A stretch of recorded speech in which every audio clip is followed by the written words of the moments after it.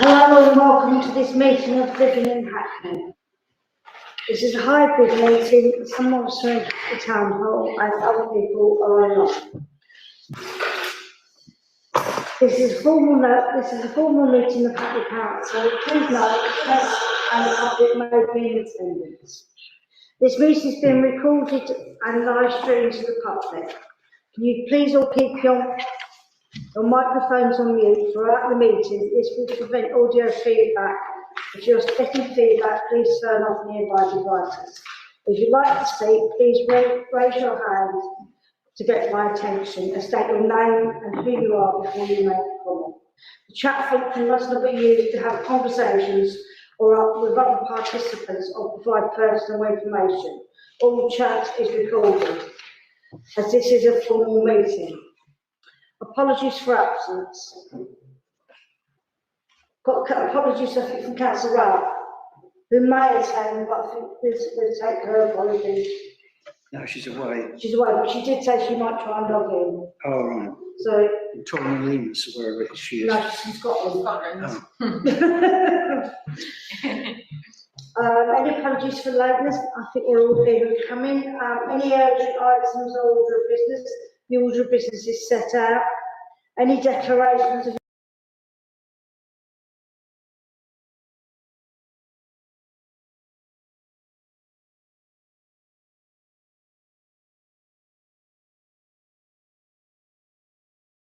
interest? Any group? No? Okay, we're going to do. At the last meeting we was looking at climate change and buildings, but we didn't finish the agenda, so we're carrying on at this meeting. The Commission is divided to review the Council's ambitions and approach to achieving net zero carbon by 2040. On the 8th of November, the Commission started to look at the impact of buildings on climate change and the Council's efforts to support them to become carbon net zero. We looked at council housing and refitting and private sector housing. We were not able to complete our planned scrutiny of housing in the last session. So today we are continuing this work by focusing on one, new delivery of homes, how to build new homes and regeneration developments will achieve that and deliver zero net carbon targets. And two, the Council's strategic property, the Council's maintenance programme, retrofit and work to deliver zero carbon in relation to non-residential carbon properties. I'd like to welcome to the meeting the following officers. For new homes, Chris Trow, Interim Director of Regeneration, and Ken Morrison, Head of Strategic Design. And for the Council's strategic property, Chris Pritchard, Director of Strategic Property. I don't think, although Councillor Nicholson was invited, I don't think he's coming. No. No. We've got the residents liaison group. The residents liaison group have been invited. Don't see them.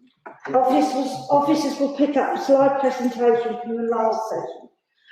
The new build homes is Ken Morrison and Chris Trow from pages 34 in the agenda pack.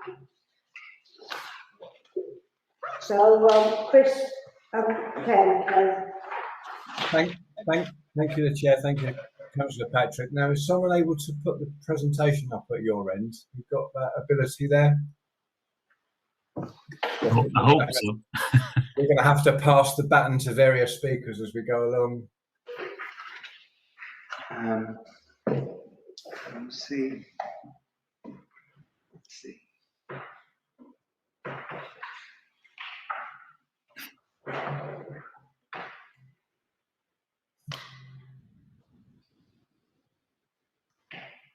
Apologies, we should have prepared this bit in advance. Yep. Is Martin the host? Who is the host? Who is the host of this meeting? Ah, we got it. Excellent. Well done, Martin. Yeah. So we've got a very long slide deck, and you're absolutely right, Chair. This is a hugely important big, complicated and ever-changing topic, and we didn't manage to do it fully justice last time. So if we go to slide 26, that's our starting point.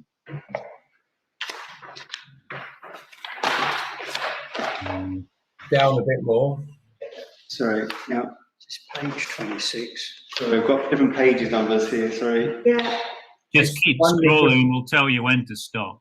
If you look at, there'll be small boxes with pictures of new homes in. That's Here we the go. one coming up there. Perfect. If you're able to make that a bit larger on the screen, that might help colleagues that are looking. While we're doing that, Which page? I don't think that's in here. 34 on the. It's page 34 on your agenda. Okay. 34. Somebody was saying page 26. Oh, slide 26. it's on the slide deck. Sorry, it's a different numbering sequence. That's the right slide we're on now. That's it. So then in the last meeting, Chair, we heard about the strategic context for the council achieving its net zero ambitions. And moving on from that, we heard from the Strategic Director of Housing and Councillor Mackenzie, the portfolio holder for housing services, about the plans to improve the energy efficiency of the existing housing stock, our existing homes in Hackney, moving towards a net zero position across that stock, which is a big challenge in its own right. The next part of this consideration is around the new homes that we build and how those new homes can contribute to the council's net zero ambitions. And after the next few slides, we'll be handing over to Chris Pritchard, who will talk about the council's corporate estate, which is essentially all our non-residential buildings. So a significant amount of energy consumption and carbon emission there also. Going back to building new homes, I think it's fair to say that building new homes will always have a carbon impact. It's only the doing nothing option which will have no impact. We need to recognise that at the outset. But we also need to balance the carbon cost of new building with the really important council priorities and pressing objectives in terms of delivering new homes for the people that need them, new homes for people's changing needs, and to replace the existing housing stock which is beyond economic repair, all contributing to making Hackney a better place and place making and place shaping in the borough. The challenge we face is how to address those other council priorities and other corporate priorities while also minimising the carbon impact of new house building and the environmental impact of the new homes we build. So I'm going to hand over now to Ken Morrison, who's our Head of Strategic Design in the Regeneration Service. And we've got a small number of slides here which we've edited just to give you the top notes on our approach to an energy efficient and environmentally sustainable approach to new house building in Hackney. So I'll hand over to Ken, and then Ken will ask you to move from slide to slide as we go through this deck. Slide from slide. Thank you, Chris. Good evening, all. So what we're going to be covering is our direct delivery new build housing. So what we're talking about here is sort of circa 3,000 new homes built between the Estate Regeneration Programme and the Housing Supply Programme. So why is building at net zero important? Well, at present, the built environment contributes around 40% of the UK's total carbon footprint, evidencing that this is a priority area to target emissions reduction. And in the context of Hackney, new builds contributes 4% of total carbon emissions. So it's small, it appears to be small. But this figure becomes more significant given that Hackney Council has direct control or strong influence of over 29% of carbon emissions, including those of the new build. So that starts to build up to 14% contribution. So greater significance for our Hackney aspirations. Perhaps not as great as the retrofit that you were discussing at the last Scrutiny Committee, but significant nonetheless. And as Chris said, there is inherently carbon in anything we build. So of course we could simply build less, but it's important that we do what we can to tackle the supply of good quality council housing. So we need to find the sweet spot between that aspiration and the contribution we make to achieving net zero. So next slide, or at least roll the slides up as it's working out. Perfect, okay, thank you. So, I mean, like any house builder, regeneration in building homes are guided by national, London and local policies, which form a hierarchy within which we work. We also work within an energy hierarchy, which currently sees us making an improvement on building regulations, 2010, of 35%, which is as per the London plan, or improve on that. The difference being taken up with a carbon offset payment. We have to improve on this. We will, because these defining policies, standards and guidance are being revised and updated, but we also need to be working ahead of these practices.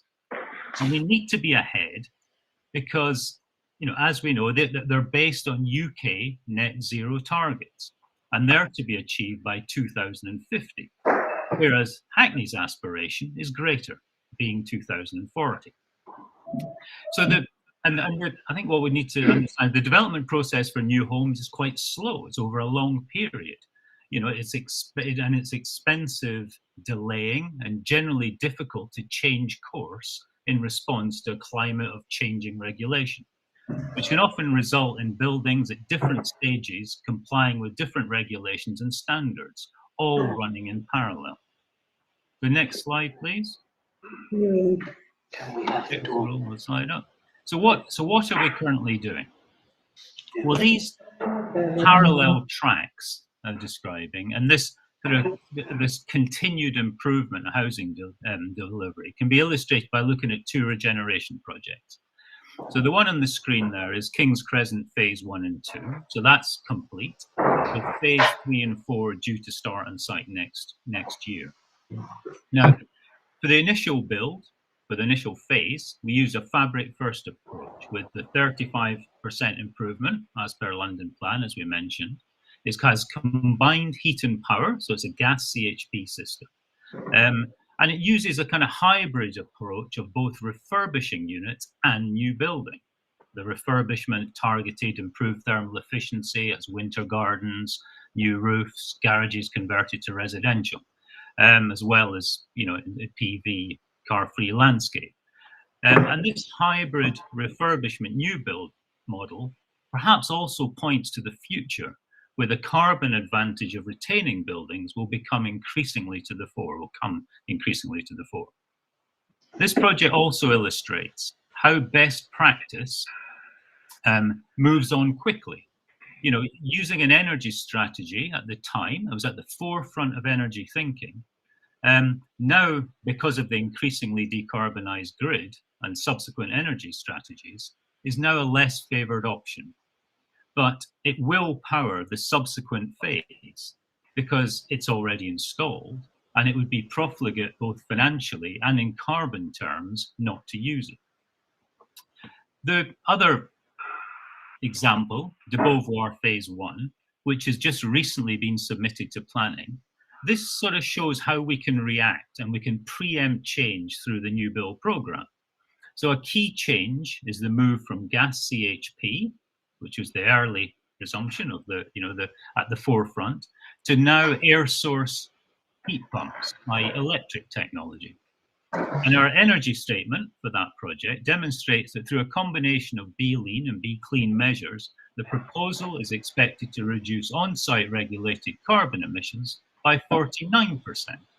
So we can see an improvement already over the King's Crescent. And that's using the SAP 10 emissions. I think there was a discussion about SAP during the retrofit at the last LIH committee. And so, yeah, it's a significant improvement on the earlier projects and on the trajectory to achieving our net zero goals. The public realm in these developments also contributes to our net zero commitments. At de Beauvoir, extensive tree planting augments Hackney's street tree programme, and brings carbon improvements through sequestered carbon. So these levels of improvement in operational and sequestered carbon need to continue to improve. But it is in embodied carbon where we're likely to see the greatest improvements, but where we're also likely to find our greatest challenges. We could go to the next slide, please. So these challenges, the construction industry is responding a lot slower to the climate emergency than needed. At the recent COP22, that Maria Smith from Bureau Happel said, or in some sort of explanation for this in a way, the current system is really efficient, and efficiency is a challenge for system change. It's very difficult to change a huge, complex, multi-headed system when all the elements have been optimized within an inch of their lives. So this sort of slow take-up for alternative low-carbon construction techniques in the construction industry, it often manifests itself in a reticence or an overpricing at tender stage.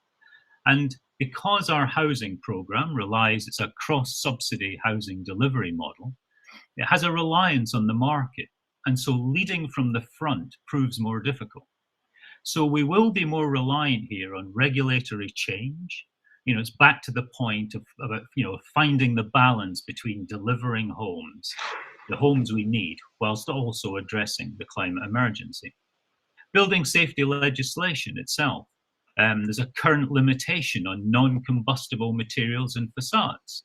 So that prevents us from use of cross-laminated timber, for example, or other timber technologies on buildings over 18 metres or over 6 stories. And with Hackney's urban condition and a wish to maximise our assets, we are often looking to build at these heights. And so we end up having, if we trying to use timber technology, it ends up being a hybrid, including steel or concrete, both higher carbon options. So here we're relying on emerging legislation to be more forward-looking and a bit more nuanced. Viability is constantly a challenge for us. It's already challenged with rising tender prices and static sales prices. So bringing forward further improvement through improved fabric performance or new technology further challenges that viability. For instance, looking at improving fabric performance through passive house is a good aspiration, but is potentially quoted around 7 to 10% more expensive currently. So without additional funding and subsidy, we may have to choose between the number of homes we build and the ultimate level of carbon saving we can achieve. Using new technologies, we've talked about moving to a heat pump technology in a lot of our new builds. And that's bringing forward really big carbon efficiency savings. But it's an untried technology on a mass scale of housing, which brings with it risks. There's the cost of electricity, therefore potentially higher fuel bills, increased capital cost, and specialised maintenance, and resident education. There needs to be an acceptance of lower temperature heating, for instance, an underfloor heating. And the levels of renewables we can achieve, which is already pretty high on the new builds, there's increasing, the rooftops themselves are becoming increasingly contested between increased plant for air source heat pumps and a desire for rooftop gardens and green roofs to improve sequestered carbon, which again highlights potential conflicts and tensions. But as we saw from the de Beauvoir example, we have started responding to these challenges.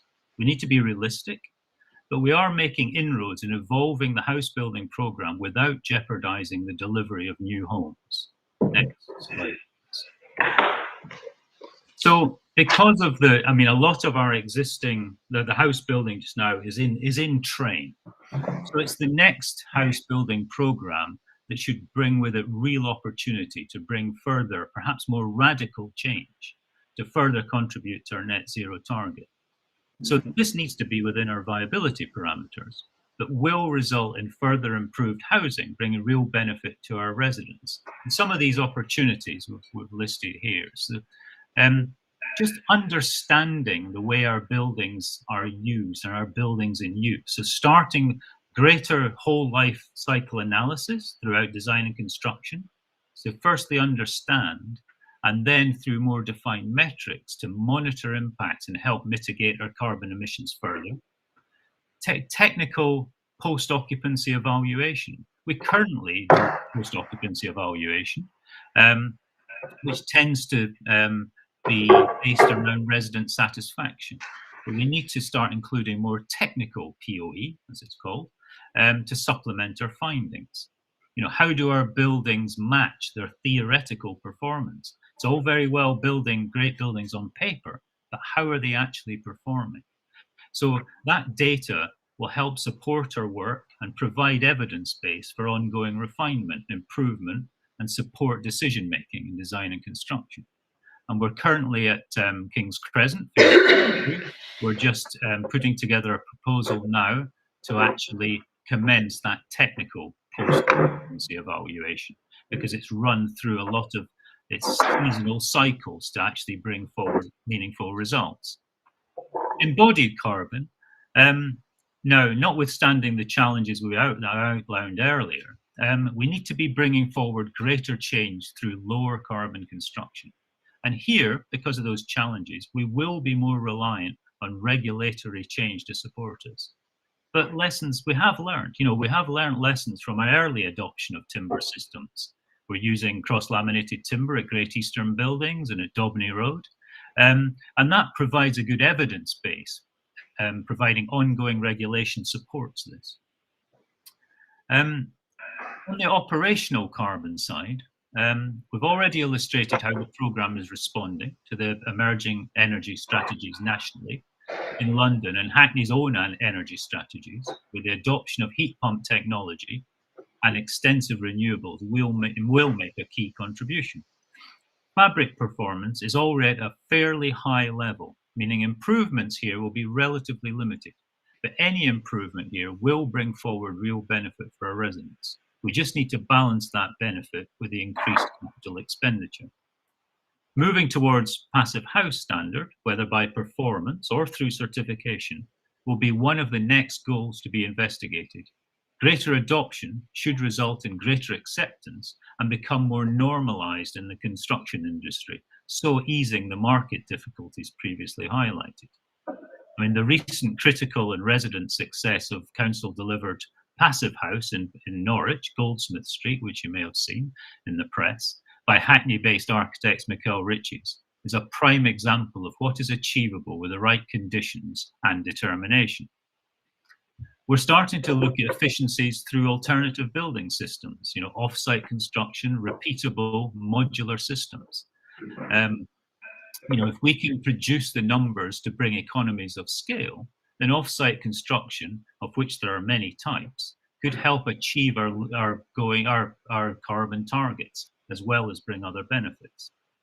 And currently, through a review of the council's estate, we're hoping to identify sites which satisfy the criteria for a modular method of delivery without losing the character and place-making qualities of our current emerging projects.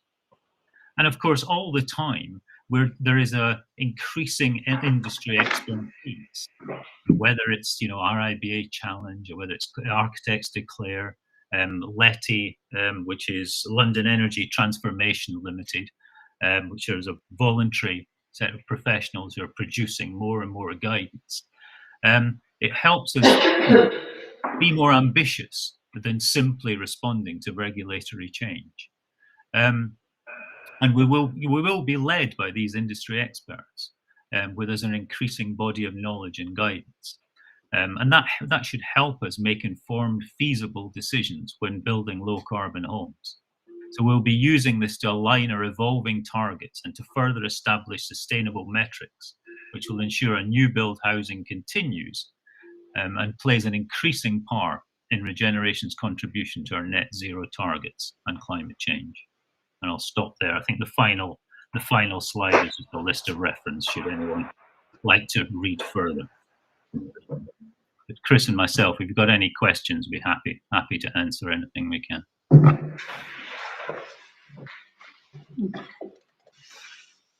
I'll start off now. I'll bring members in. It looks like there's a lot of good work going on. I just wonder whether we could learn from other countries or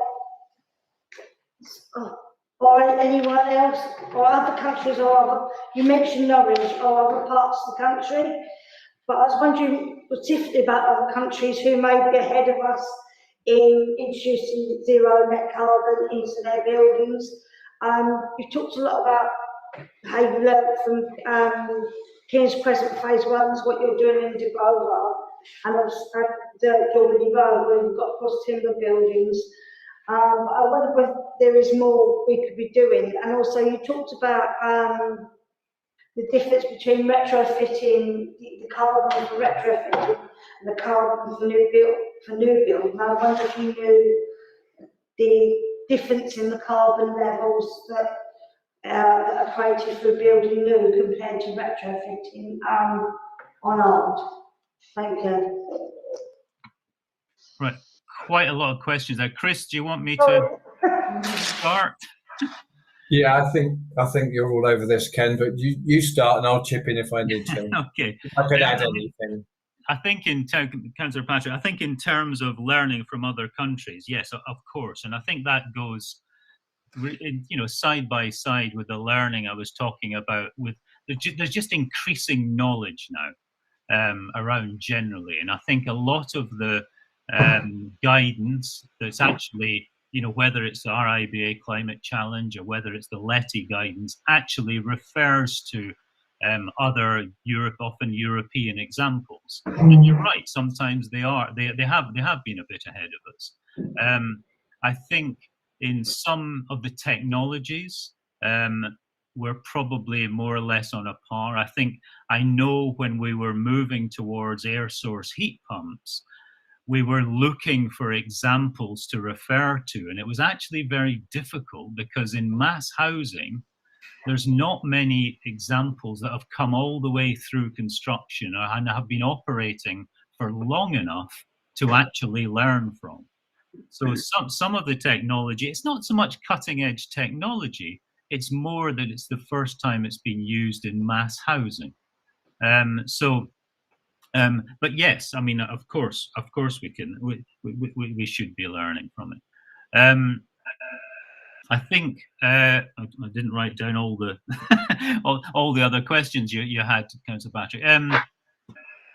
So my other question was about the difference between the carbon from retrofitting and the carbon from new build. I think you said there was there was a difference, obviously, and I assume new build creates more carbon. I don't know. But I'd just be interested in the difference between retrofitting and new build, and what's the most carbon efficient way of producing up-to-date new properties. Obviously, with retrofitting, we're not necessarily producing more properties, we're just making properties fit carbon neutral, but I don't know whether we have properties we could retrofit and turn into new properties. And then I'll bring some of my colleagues in. Thank you. Yeah, I mean, I think comparing them is quite difficult. There's actually quite a lot of research and programs being developed now to actually look at the carbon impacts of demolishing, for instance, a new build versus starting from scratch, and whether or not trying to retrofit existing buildings is carbon beneficial, if you like, over a new build. It's very difficult. It varies so much on the age of the building, the type of construction of the existing building, and how difficult it is. I'm sure last committee, a lot of discussion about how difficult it can be to retrofit. We're starting from scratch. That brings with it a lot of advantages. We can, as I say, with regulatory and industry backing, bring forward low carbon construction, which in the long term will obviously bring, and should bring advantages. It's just, you know, there are challenges to do that. I think it's very difficult to make a direct comparison between retrofit and new build because it's so nuanced depending on the types of buildings and what we're actually building in new build. Very difficult thing to you know, there's no finite answer, unfortunately.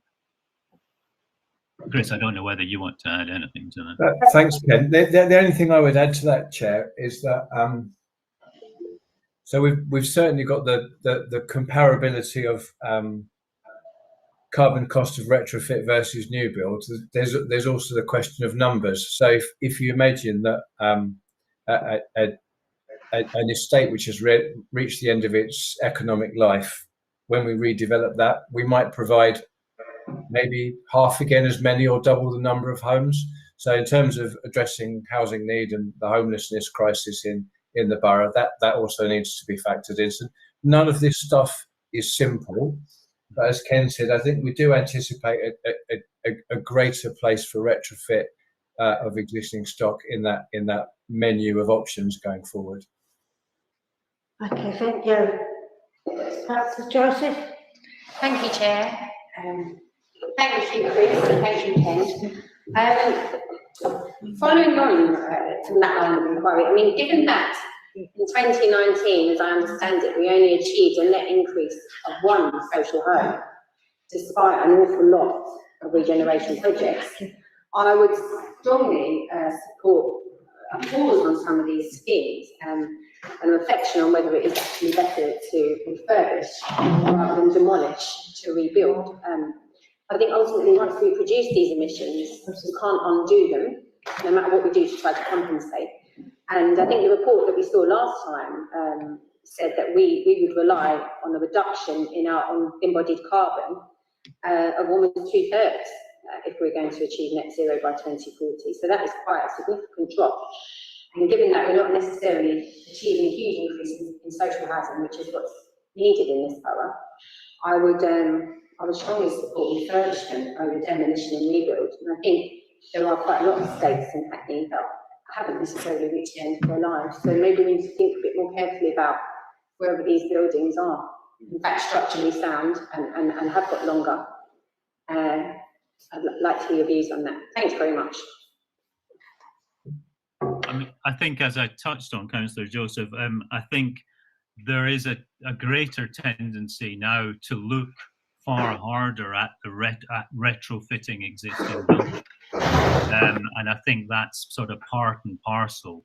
What you know, as we look at the assets the council has, I think, you know, increasingly we are looking at, you know, retain. I think I mentioned about King's Crescent being perhaps, although it was quite an early regeneration project, actually being perhaps a model for the future, where the best homes are refurbished and retained, and then there's new builds fitted in and infilled into it. And I think that as a model, I think perhaps points more to the future of the way that, I guess, and that, you know, a lot of councils will be looking at regeneration, and we should all be looking at, you know, I think actually studying the qualities of existing buildings and being maybe slightly more nuanced than in the past, I think is inevitable, I think.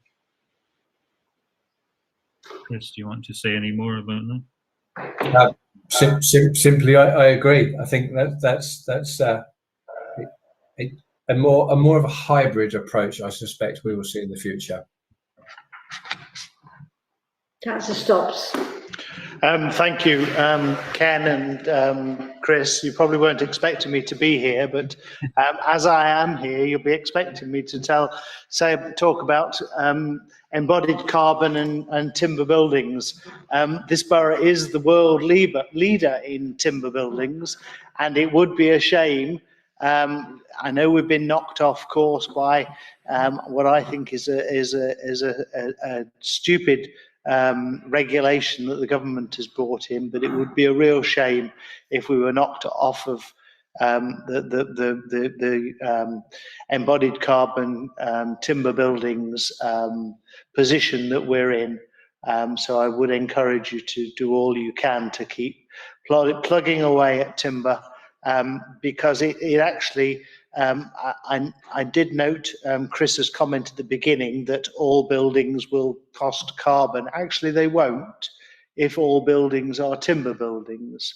At least that's what's argued. And if you have any contribution to that, I'd be interested in it. So please build in timber. Yeah. I mean, I certainly don't disagree with you. I mean, I think there's always been a desire. I mean, there's no coincidence that Hackney have got to the position they are with building timber. There's always been that desire to do it. I think just now, as you know, it's perhaps a very, it's a very knee-jerk reaction. Perhaps you could argue certainly preventing CLT being able to be used in buildings over 18 meters just now. And I think as greater research comes through and those regulations become less reactive and more nuanced and maybe based more on actual technical evidence, I think we'll probably see the possibilities opening back up again. But I think right now, as we sit here and as we try and deliver housing, it is very difficult. And the schemes that we are bringing forward timber generally are the lower level ones. So Daubeny is obviously only 2 stories high. Great Eastern is 3 to 4 stories high, where obviously those regulations don't apply. But it is difficult for us just now. And of course we are having to try and maximize our assets as much as we can. So we are building higher on many occasions. So yeah, we are sadly limited. In the meantime, we have, Norway has just produced the highest timber building built so far. I think it's between 12 and 20 stories. And yeah, so it's difficult. But it's not through lack of desire or intention. It's more just now it's being driven through regulatory means just now. Thank you.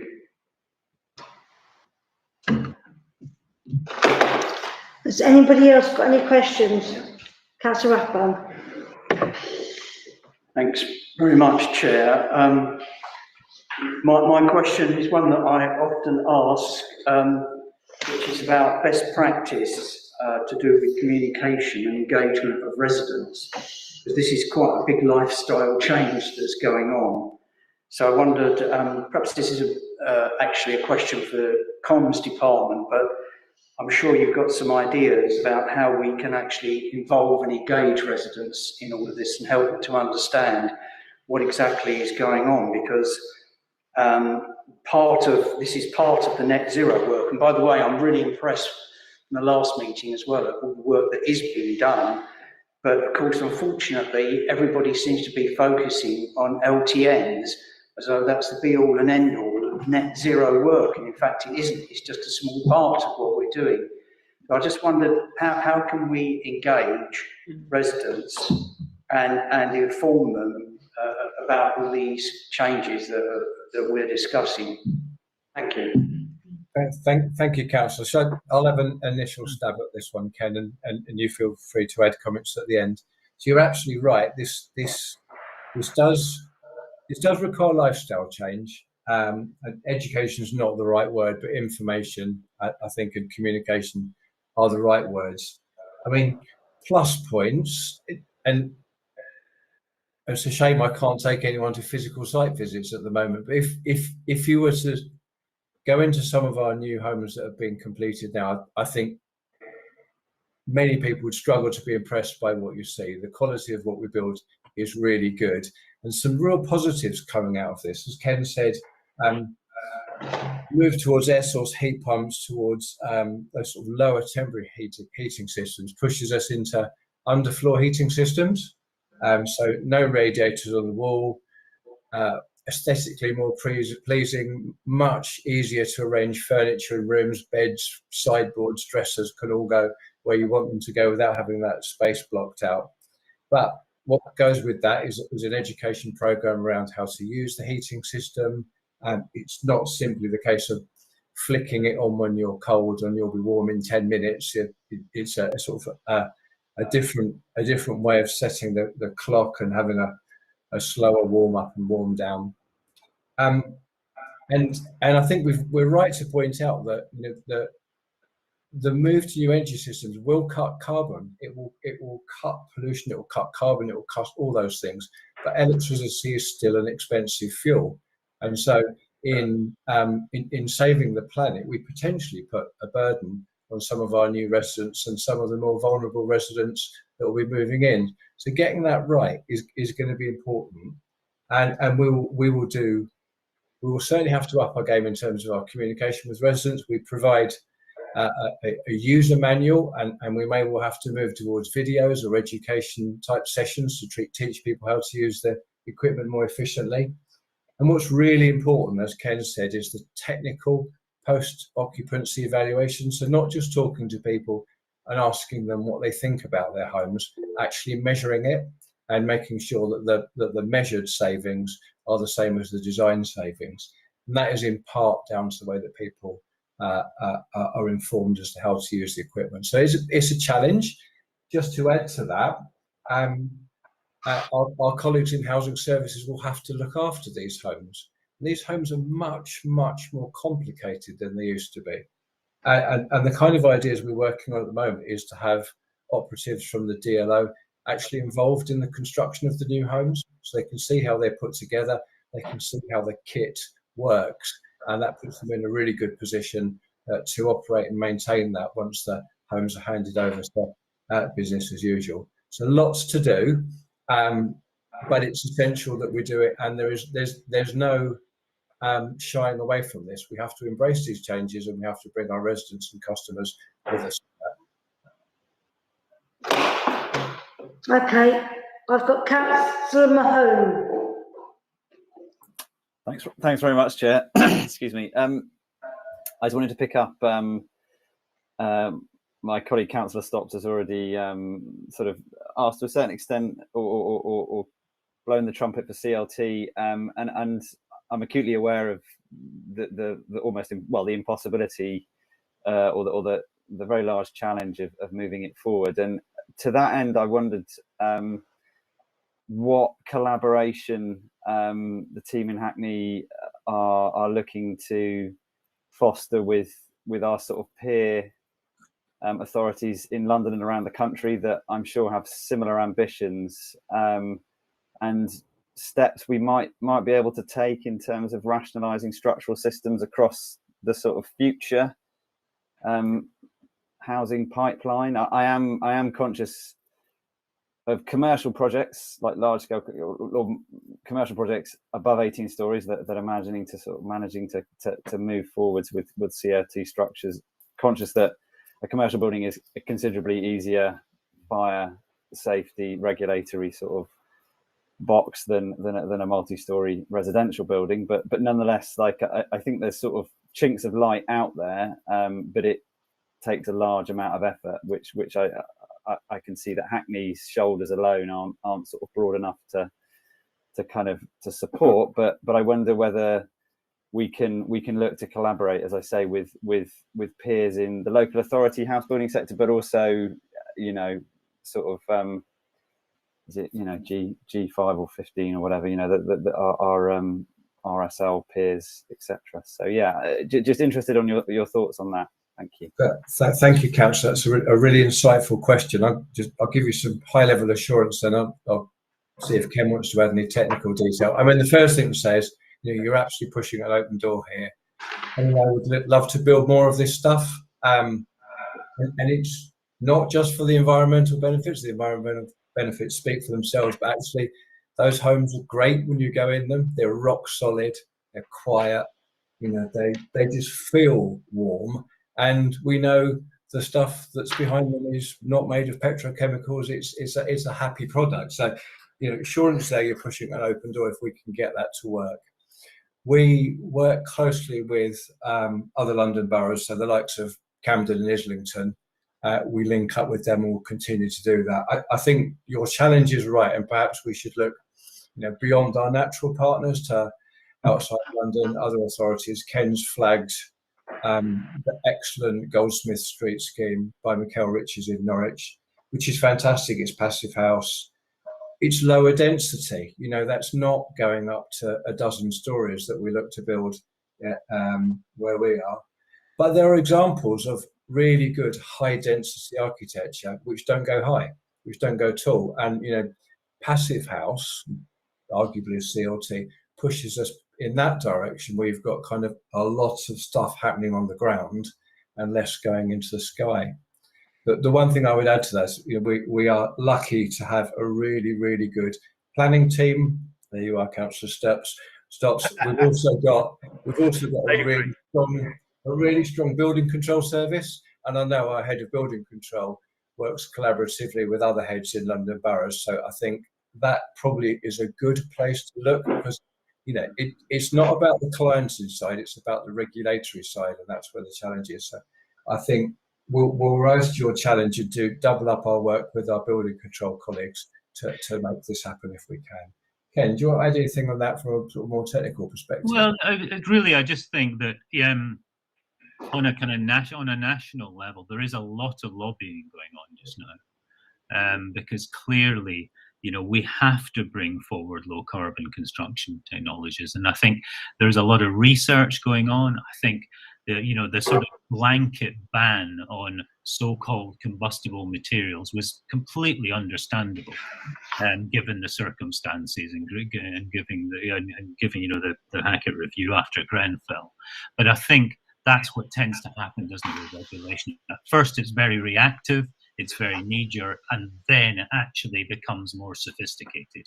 And I think that's what we're waiting for, is that greater level of research and therefore the greater level of sophistication when we really understand. Certainly CLT, there are tests so far that have got, that show that it actually performs very well in fire.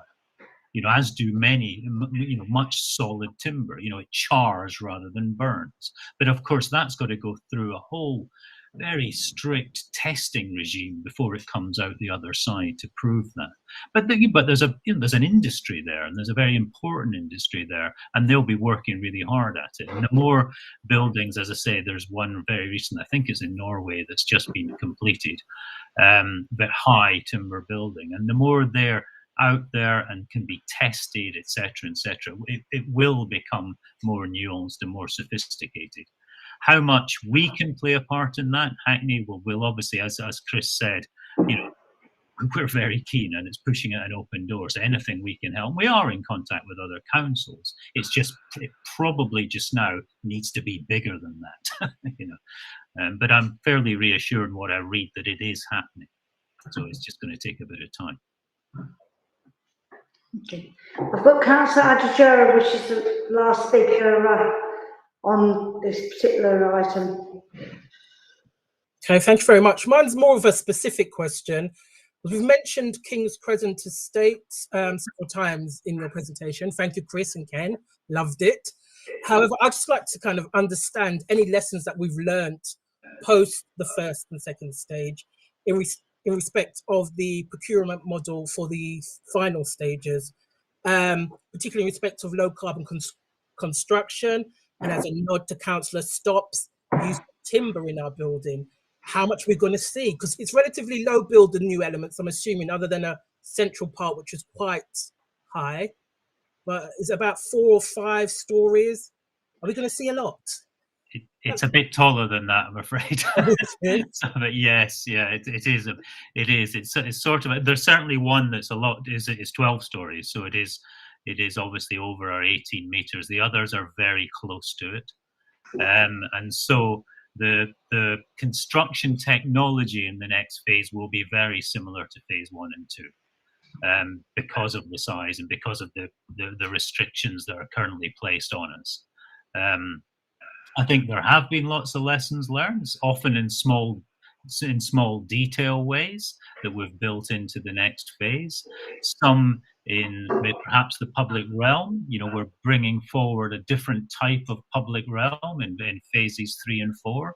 I think the the master plan for King's Crescent, the original phase 1 and 2, for instance, the courtyards are very enclosed. You know, they're accessible for all those living round it, but not so accessible for those not living round it. Whereas in actual fact, in the next phase, they're actually more open, and there's a new public space. So there's been, you know, there's lessons learned, but there's also a sense of completing what that's the thing. We talk about phases 1 and 2, but of course it's only half the project. So actually completing the other half, I think, will bring forward benefits for both, hopefully. But I have to say, in certainly in construction terms, it will be similar because of the restrictions that are placed on us.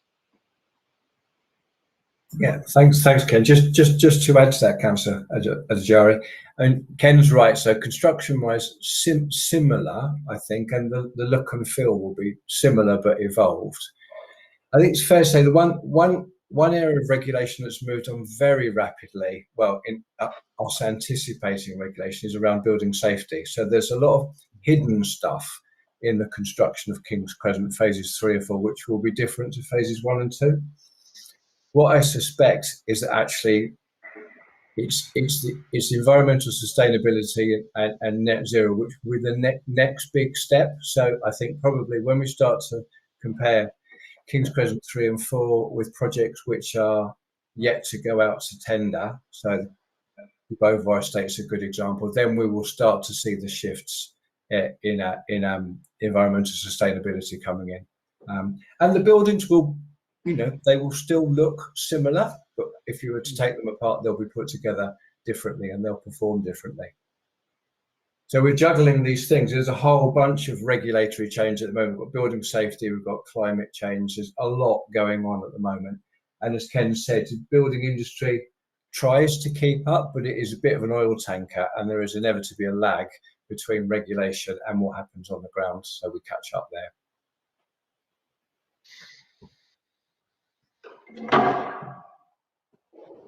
Okay, thank you. Thank you. Do we want to move on to corporate buildings? And then we'll take a break before we move on to electric charging points. Yeah.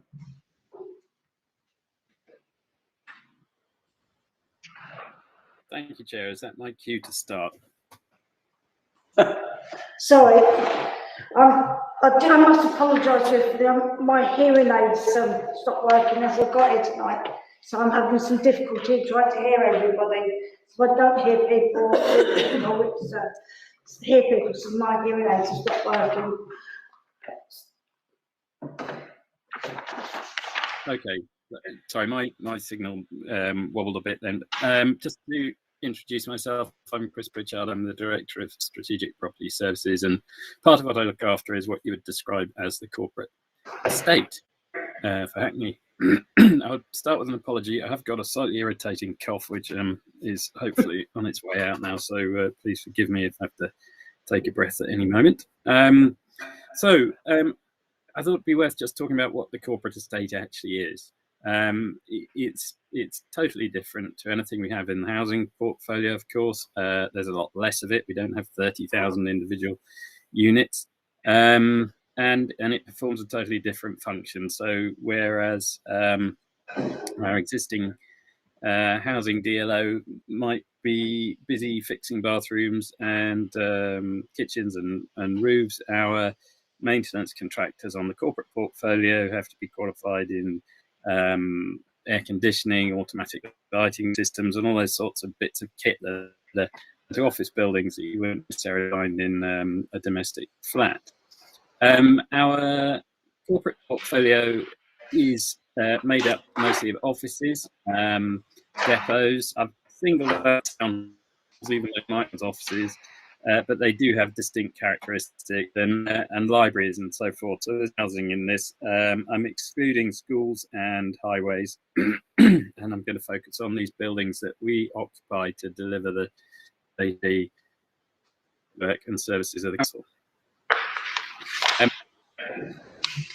Right, so some characteristics of the corporate estate. It is very varied. On the one hand, we have Hackney Town Hall, and standing right behind, we have the service centre, which clearly is a modern office building that was only constructed in 2008.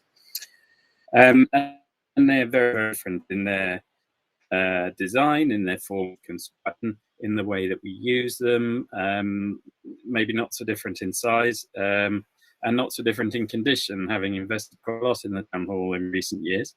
And then we have, for example, Union Town Hall, which is quite distant in terms of the geography of the borough, and planning status, for example, the town hall is listed, the HSC is not. So it's a listed building, and other modern buildings that we have are just don't have that complication. Another key characteristic of our corporate estate is, unlike our housing assets, we're not growing the corporate estate at the moment. We're not building anything new, and if anything, it's shrinking. If we could go on to the next slide, please. There are other portfolios that the council owns. We have a commercial portfolio, which are the buildings we let out to house businesses in the borough, and which pay us an important stream of revenue, which helps cover costs of the council in property and beyond. Within that, we have a small group of assets which we let to the voluntary and community sector, which are typically characteristically varied again, and often very, very old. And we have a portfolio of temporary accommodation and emergency housing, which has grown quite rapidly recently in response to the housing crisis and the need to keep people off the streets of Hackney. Next slide, please. Could we scroll on to the next slide? Thank you very much. So key challenges for us are the age of the estate. And as I said, we have a lot of Victorian property in there. It's over 100 years old. It takes a lot of looking after. It's often complex in its form of construction. As all of these buildings are so different, there's not really a one-size-fits-all solution, whatever whatever solution we're looking for, whether it's health and safety compliance or maintenance regimes. They vary in what they cost to run. They vary in the returns that they bring to us in terms of how many staff they can accommodate and so forth for the cost of ownership. They vary in how much how many people they can accommodate, but capacity here, I'm talking about capacity of the council to vary our approach to how we treat these buildings and maintain them, or to make big changes in our estate. We've been pretty lean since austerity kicked in. We have a fairly modest sized property team, and I will actually mention what we're doing about that in the upcoming slides. And control is another important thing. So not all of the council's buildings are yet under the control of the central property function. And you can imagine that if everything was, we could be more consistent in our approach. And then data is key. What do we know about our buildings? We have 10 years worth of condition data. We do condition surveys which cover the whole estate across each period of 5 years. So we do 20% of the estate in every year. And actually, as I'm speaking now, I'm due an update on the latest 5 years worth in the next 2 weeks, which will tell me what sort of state our assets are in. So if we can move on to the next slide, I'll tell you a little bit about what we've been doing in terms of working and responding to net zero, and what I think we can do. So the key thing is sharpening up our data. We really need to understand these buildings. I've told you how varied they are. Condition surveys is part of that. We have excellent data on which buildings use how much energy. And something which is a more recent investment is trying to understand the total cost of ownership, building by building. The first exercise we've done is on Hackney Town Hall. So this covers not just the cost of maintenance, it's the cost of energy, it's the cost of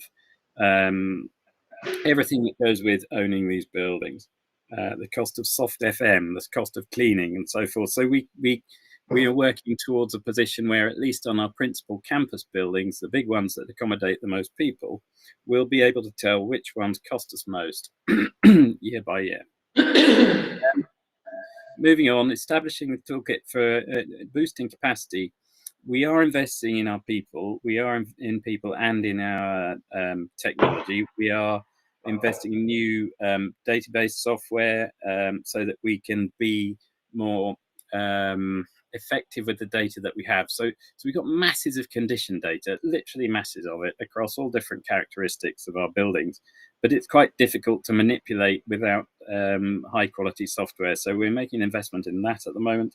And we are also making investment in people. We need people with specific skills to sharpen the effectiveness of this data when it's in our hands and enable us to make better, more focused, more informed decisions. So in other words, focusing our efforts where they can have the greatest effect. And I'll talk about the benefits we get from that in the next slide.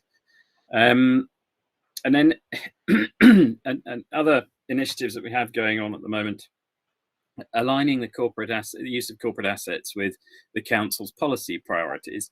The key document in this is the Strategic Asset Management Plan.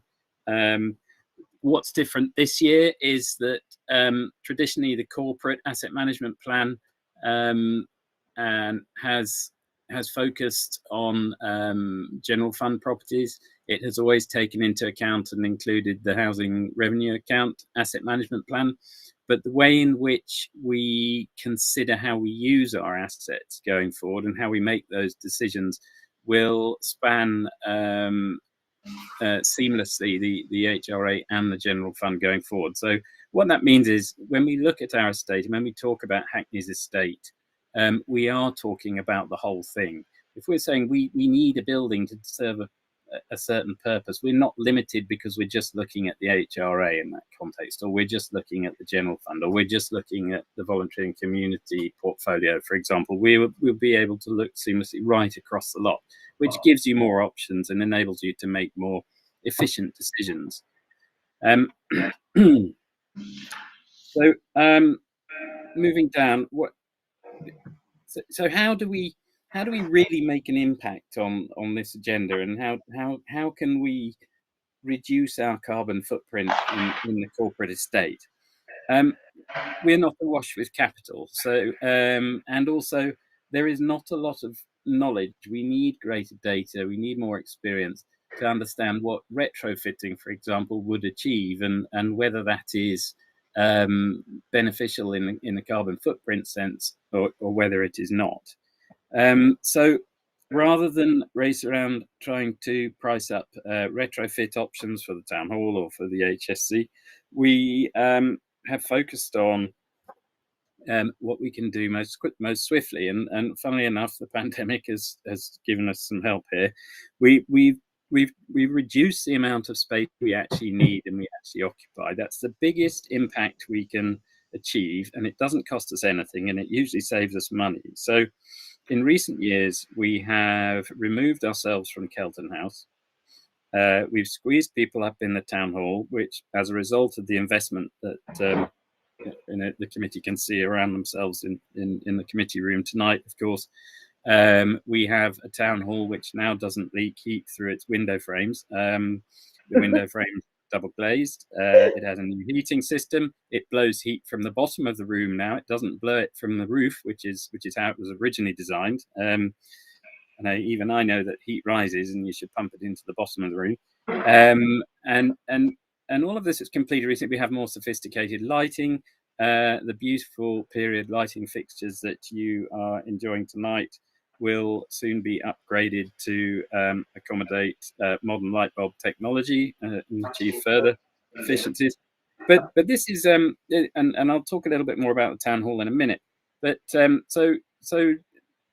when we did all that work on the town hall, we also managed to increase the space for desks in there by about 60%. So we were able to take everyone out of Kelton House, distribute them between the HSC and the town hall. And when we moved out of Kelton House, it was costing us about 900,000 a year to occupy. I think the window frames have been painted so many times, they never really closed, great gaps in there. And now it's in the hands of private tenants, who are commercial tenants who run to make a profit and so forth. We were able to invest against that future revenue stream, replace the windows with modern, replace and upgrade the heating systems, much more efficient, make them much more efficient, and so forth. So there was a double benefit. We were occupying less space. It freed up the future rental stream, enabled us as a landlord to invest in the infrastructure in that building, in the heating and in the windows and so forth. And we've done the same now. We've removed ourselves from the annex and let that out. We have removed ourselves from Maurice Bishop House, 280 Mare Street, and now the question is: do we need, and are we likely to need, Christopher Addison House going forward? And we're watching this very carefully. It really depends on how working habits evolve through the pandemic. There's a whole other debate that we can have, and certainly haven't got time for tonight. But this is what we're looking at: is do we need all this space all the time?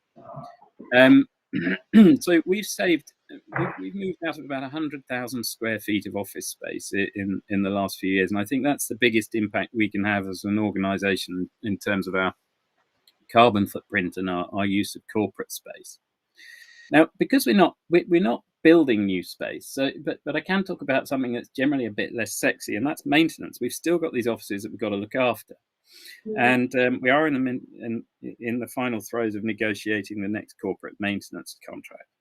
And one of the fundamentals of that is that it's being procured in line with the council's sustainable procurement strategy, and there are all sorts of obligations in that for the contractors who are competing for this job. So years ago, you'd go out to market, and people would come and bid for the contract, and you'd look at their quality of service, and you'd evaluate them on that, and you'd look at their cost per square meter, and you'd evaluate them on that, and you'd work out who you think was best placed to deliver what you needed.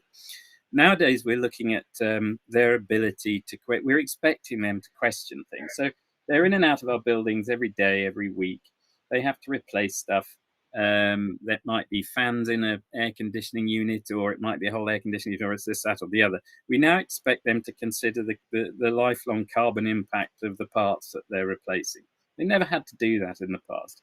So this is day-to-day stuff that's happening all the time, where we can actually have an influence. It's not such a big impact as sort of just moving out of 100,000 square feet of space, but it's the day-to-day, and it's moving that culture along.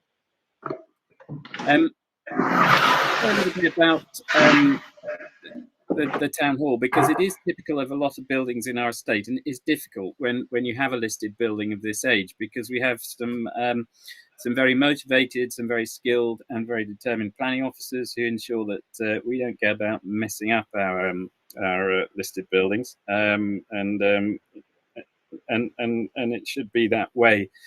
So it's very difficult. When we decided we needed to invest in Hackney Town Hall, it was because it had reached a stage in its life where not only was it showing visibly elements of wear and tear, but the heating and the ventilation, as I say, was out of date. It was very, very tired. It needed replacement, and it's a real challenge. Every time you make a material change to a building like that is listed, you have to make a planning application, a listed building planning application. And I mentioned the windows. It does still have the window frames that it had before we did the work, but we had to find a manufacturer that could get double glazing into those window frames, because we weren't allowed to change the window frames. And that's quite a technical thing, and it's not a cheap thing to do. And this applies in all sorts of areas of the building. So you're very constrained in what you can achieve if you are to maintain the character of the building and preserve it as it needs to be. And we do have an awful lot of very old buildings in the estate, when you look beyond the corporate estate as well in particular. So I think that's an example of where you have to work hard within tight constraints. You don't have a free rein to do it. And then in terms of where we can have an impact elsewhere, I think it's less immediate and we have less opportunity, but we do work across with corporate programs. So, for example, Hackney Light and Power, we've been feeding in asset data to that process so that the GenHad team can identify buildings where we can get PVs onto roofs, where there's room for that, where they're facing the right direction to benefit. And of course, that's a more marginal impact than the initial steps we took by sort of shrinking our estate. But it's something that we're engaged with all the time. And then actually having learned, meanwhile, we are in contact with our friends and neighbours in other boroughs, and we do look beyond London. We have a working relationship with SIPFA, for example, who bring a national picture, and they help us with all sorts of things, moderating on our asset management planning, and so we're able to keep up to date as the agenda moves on. So we're not just sitting here in our comfy little London bubble. That's probably enough on that. So there may be questions. So next steps for us is to keep building the capacity in the property service so that we can actually use this data, focus this data, and convert it into business cases and focus on where our efforts are best spent, on which assets, which buildings are capable of delivering greater savings sooner, and tie that into our asset management plan, which looks at the sort of buildings that the council needs to deliver its policy objectives in future. And from there, from that asset management plan, we build a long-term strategy which will have at its core sustainability. Probably enough from me. I've sort of covered it at a very high level. I'm conscious. Perhaps we should leave it open to questions now.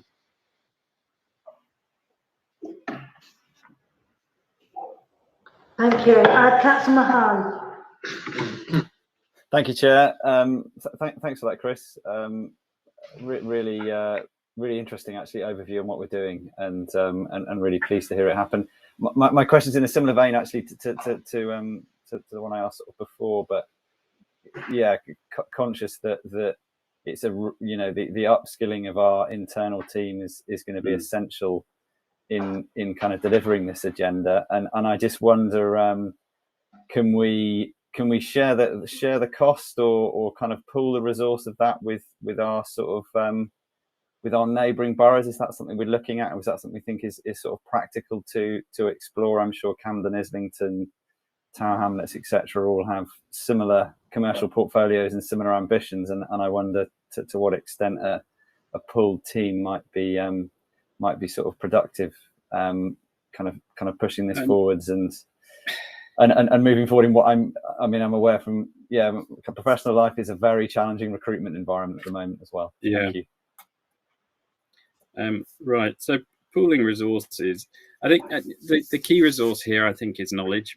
And we're looking at a set of existing buildings, and the buildings that we have are varied in our own portfolio, let alone consistent with what Camden have and with what Islington have. But we share knowledge. SIPFA are a brilliant resource for this because it's not expensive and it stretches beyond London boroughs. It goes out into the countryside. You're looking at counties and so forth. So you get the full mix of corporate buildings and so forth, and they're very good at gathering data, and that's a rich resource for us to tap into.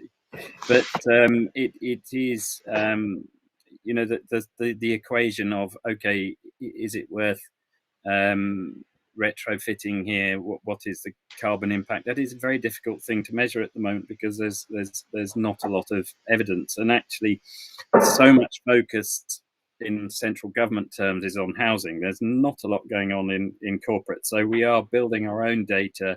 We will willingly and gladly share that with colleagues in other boroughs, which we do, but it's always very difficult to make direct comparisons. And it's the same when you come to sort of letting a maintenance contract. We talk to all our London colleagues. Well, how are you doing it? Because it seems to be this is a pain or this is a pain, everything is so different. Everyone has such a different mix of assets. It's very difficult to make direct comparisons, but there will always be themes that you can learn from and feedback on. So yes, that is an ongoing commitment, and it's a beneficial one. Thank you. Thank you. I've got Councillor Rathbone and then Councillor Jara. Thanks very much, Chris. I can see that you're getting on with it, but I'm just wondering about what exactly are the milestones down to 2030, because that's the key time, isn't it? When you're going to have to be showing certain things. I also just wondered about all these different buildings like Kelton House and so on. Are you actually, or are we actually insisting that they also have net zero targets? How are we supervising that to make sure that those buildings are working in that way? And just finally, just to say about Hackney Town Halls, that we actually wanted to refurbish it because we wanted a splendid civic building, which we didn't have. So that was also a part of why we did that. Right, yeah, absolutely. Sorry, can I ask you to take Councillor Jara's question and then answer both? Because we're spending a lot of time on this, which it needs, but Councillor Jara? Thank you, Chair. Mine essentially, maybe this one's a bit jumping. Well, I'll say it anyway. Essentially, you're undergoing audits at the moment, but it's clear there's no government funding for anything of this kind, unfortunately. So clearly, there's going to be some potential risks in terms of the investment that's required to ensure that our buildings are energy efficient and net zero carbon. So, I mean, previously, local authorities have had to sell off some of their buildings. It was experienced in the 90s when housing was sold off as a result of insufficient funds. So potentially there may be a case of us having to sell off the crown jewel. So I'm just trying to find out within the investigations carrying out at the moment, in terms of funding and finances, where do you think we are? Because these are clearly works which have to be done. And although we can lease out properties, do we think that will help us recoup the expenditure, and will that make it fine? Or, yeah, potentially will we have to sell off our assets? Thank you. Okay, thanks. So starting with Councillor Rathbone's question then.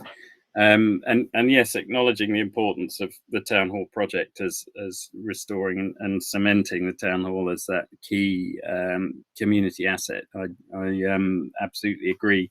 It's been a fundamental part at the same time of enabling us to rationalise our estate. Is really the point I'm making.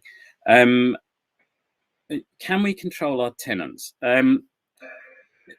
When we let a building, we in the commercial portfolio, the building is largely under the control of the tenant, but we do retain certain responsibilities as a landlord. So the heating, the walls and the roofs and the fabric of the building is usually our responsibility, and often so is the heating within it. And that's sort of, we're moving off the topic of the corporate estate and more onto the commercial estate here. But we have, including the VCS, we probably have about 350, nearly 400 buildings. And they are they are so different. We own Principal Place, which is state-of-the-art, well, the freehold to that building, which is state-of-the-art headquarters for Amazon. And although we don't carry the responsibility for the heating and the maintenance on that building, thankfully. And then we have laundrettes in the HRA, and paper shops, and we have almost everything in between. Kelton House, where we let it directly to WeWork on, and the guys who are running Mare Street Market on the ground floor. So we could. So it's not the tenant's responsibility to replace and modernise the heating in Kelton House, for example. That would fall to us if we wanted to do that. And so you start to see okay, where the costs can build up. And not every building that we own is as large as Kelton House. But when you think that not everyone's as modern as Kelton House, an awful lot of them are Victorian, and you can imagine the state of the sort of heating infrastructure in those buildings. And I don't just mean the boilers; it's the old iron radiators and the pipework. And if you look at Stoke Newington Town Hall, for example, some of that pipework is cemented into solid concrete walls. To get at that pipework, you've got to start drilling into walls and taking it out. It is not a small undertaking. So this is where the asset management planning comes into play, and actually identifying what you've got, identifying what the council needs to do its business as a minimum, which buildings will best serve those purposes. And you move on from that and say, well, okay, if that's the minimum we need, we can then start costing that and looking at and analysing those buildings and the information and the state of them, and actually work out, well, okay, where do we have to spend money earliest? Because everything we do, whether it's in maintenance, whether it's in health and safety compliance, we do it according to urgency and relative urgency. It's a bit different to health and safety. Health and safety is about risk, but in terms of climate and compliance with our objectives towards hitting net zero, it's going to be about, I think, where can we achieve the most fastest with the money that we have. And so at the moment, I can't tell you where we are money-wise. We have an awful lot of work to do in analysing an awful lot of data. But what I can tell you is we're doing this the proper way, and we're doing it thoroughly, and we're doing it systematically. So yeah, in the commercial estate, separate from the corporate estate, 300 or 400 buildings to consider, all very different. And in the corporate estate, a building, take Stoke Newington Town Hall, for example, that building could, to get the roofs, it has 56 separate roofs, Stoke Newington Town Hall, and all of them, well, we've spent quite a lot fixing the worst of them to keep it watertight, but a lot of them need replacement. A lot of them will have asbestos in them. That's before you get into the damp in the basement, the walls, the quality of, the condition of the brickwork and the blockwork outside and the masonry, the windows. It all needs a lot of attention. And we just do not have the capacity as a council to throw, 10, 20 million pounds at a building like that to get it into good shape. So we need to think carefully about buildings like that. So we will never want to sell Stoke Newington Town Hall. It is something that belongs to the people of Hackney, literally. And yeah, exactly. And it's something psychologically that belongs to the people of Hackney. So we have to have a sustainable plan for this. So we are going to have to work with other parties who can take on and shoulder some of that burden, as we did with Kelton House. If we can draw decent rental income that will cover the ongoing maintenance of that building and justify a capital expense up front and pay it back over time, then there are ways we can tackle this on some of these bigger big win buildings. It doesn't work for all of them. Smaller buildings, you can't really do that sort of thing, as you can imagine, but that's the direction of travel on a challenge of the scale of Stoke Newington Town Hall, for example. And of course, as you said, there's an interested planning team there who will give us plenty of hurdles to clear in doing it. Okay, thanks, Chris. One last question from me. It's rather linked to Stoke Newington Town Hall, and that's Stoke Newington Library, which I gather works. Perhaps you could answer briefly about what's happening in Stoke Newington Library in the work, and are any of the works going to make it any more net carbon zero than I gather the works were almost emergency works in the sense that the roof was about to fall in. So I just wonder if you could tell us about what we're doing there and whether any of it will make it more sustainable. Yes, so the library is no less sensitive in planning terms than the rest of the Stoke Newington Town Hall precinct, including the town hall, and it's all subject to the same listing status. So anything we do to the library requires a listed building planning application, any material change. The roof is the most urgent thing. So yes, that is being addressed, and the council is working up a programme of works there. It was a manifesto commitment that we would come up with a programme of works there, and that is in hand, and that is progressing. We will have to, it's going to be a bit like Hackney Town Hall. It's going to be about how can we do this within the constraints of conservation, and do it in as green a way as we can. So clearly it doesn't have a lot of windows, that the library, but if it did, you wouldn't be taking them out and replacing them with UPVC, which might be super efficient. The councillor Stotts would never let me back in the borough again if I even tried it, I suspect. But you know what I mean. The point is, we will do what we can within the planning constraints, and often that is quite expensive. But the library itself is not something that's going to be let out for commercial use. The library is something that is to be retained for the people of Hackney, and it has to be looked after and refurbished in a sensitive way. Hurrah! Okay, I've got one last question, Councillor Joseph, and then we'll take a break. Thank you, Chair, and thank you very much for that. It's very interesting. Just quickly, I noticed that a reduction in occupation is obviously part of the plan here, and I'm just wondering how that might affect employees and employees having a permanent base for their work. Are we thinking that this might result in more employees having to work from home, for example, over the coming years? And are we considering how this might impact them and their teams? So obviously that's quite a different way of working to what a lot of people are used to, and obviously there's a lot of benefits in being based in a sort of team situation, face-to-face, where you can have support from colleagues. And of course that also does have an impact on the community, and being able to access our services face-to-face. So just any comments on that? Thanks. Thank you for the question, and it's right at the heart of it.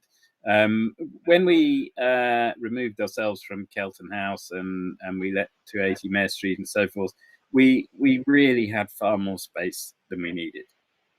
We had at least one desk per person available, and you just never fill buildings on that basis. And I remember talking to Williams about this and how far we might go before we risk people coming into the buildings and not actually having somewhere to sit. And I think at the time, the most aggressive sort of hot desking strategies in right across the public and the private sector were down at around, well, we'll assume we need about 6 desks for every 10 people. And we thought, blimey, that's probably a bit rich for Hackney just now. So we settled on 85%. And so 8.5 desks for every 10 people, and we're still swimming in space. Literally swimming in space. Spare desks everywhere. So we've worked gradually forward, step by step, and incrementally reducing it. And since we were struck by the pandemic, we have set up a strategic group to review the way we work as a council, because clearly appetites amongst staff have changed dramatically since the pandemic. First, I don't want to overgeneralize because you're never 100% correct, but I would characterize it at the beginning, certainly within property services and across a number of other services with office-based staff, there was an anxiousness about being stuck at home and not being able to come to the office. But there was also amongst some, and there was fear of coming into the office at the same time. And attitudes have changed and almost reversed amongst some groups of staff over the last 2 years. And we've been running weekly sessions across property, across IT, across HR, across internal comms, across health and safety and so forth, and we've run staff surveys, and we're trying to process this and feedback, and now we run workshops with staff on a regular basis. There was another follow-up workshop yesterday, and we are limiting, we're defining those workshops in terms of groups of employees. So whether it's your ethnic background or your sexual orientation or your physical ability or your mental ability. We've been consulting closely with an awful lot of people on this to make sure we really understand what the workforce means. Because I think, I mean, I've worked mostly in the private sector in my life, and I've never worked in any organisation which was so interested in what the employees thought. Where I worked before, you sit where you're told, and if you don't like it, well, you can work somewhere else. But I mean, well, it was, and actually, most of the time we were out at clients anyway, so it was irrelevant. But I mean, the culture at Hackney is very, very different, and I can tell you, sitting in a workshop with staff, brave staff, sitting on a call like this, your name's on the screen, your face is on the screen, and you're talking to someone about the difficulty of accessing and the need to access an accessible toilet urgently, because you otherwise you're going to have a crisis, which means you're going to have to go home for the rest of the day. And this is why it's important that able-bodied people do not use disabled toilets, even if they're empty and convenient.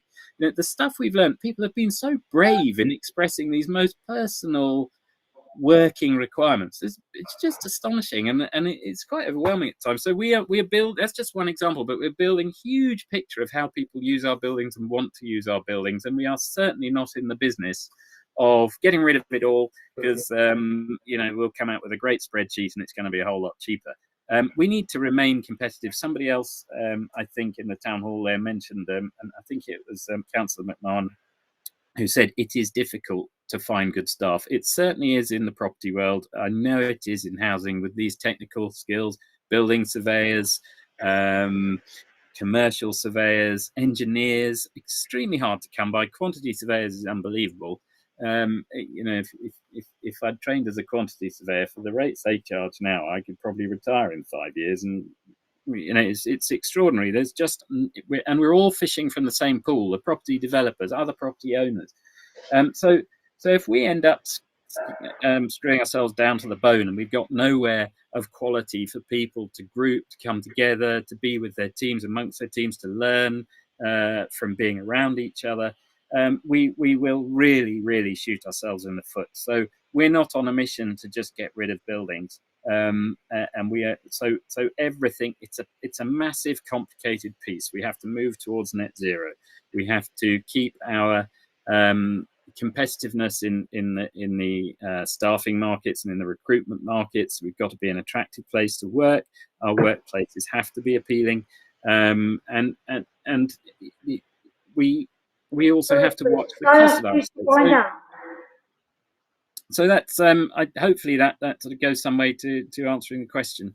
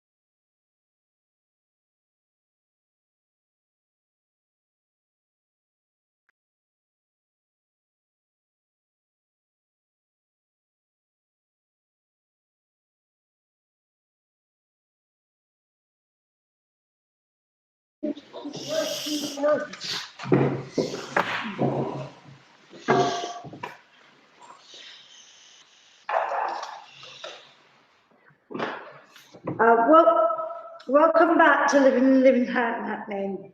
We're now going to do electric charge infrastructure. Can I ask members to turn to page 52 of the agenda? The Commission has invited transport officers to the meeting tonight to gain an understanding of the current electrical charging infrastructure available and the plans to develop and extend the network of charging points across Hackney.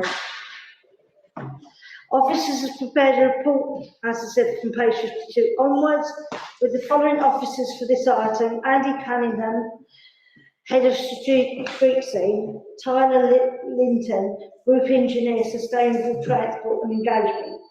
I'd like to also welcome Councillor Coburn and ask him to introduce this item as the Cabinet Member responsible. Thank you.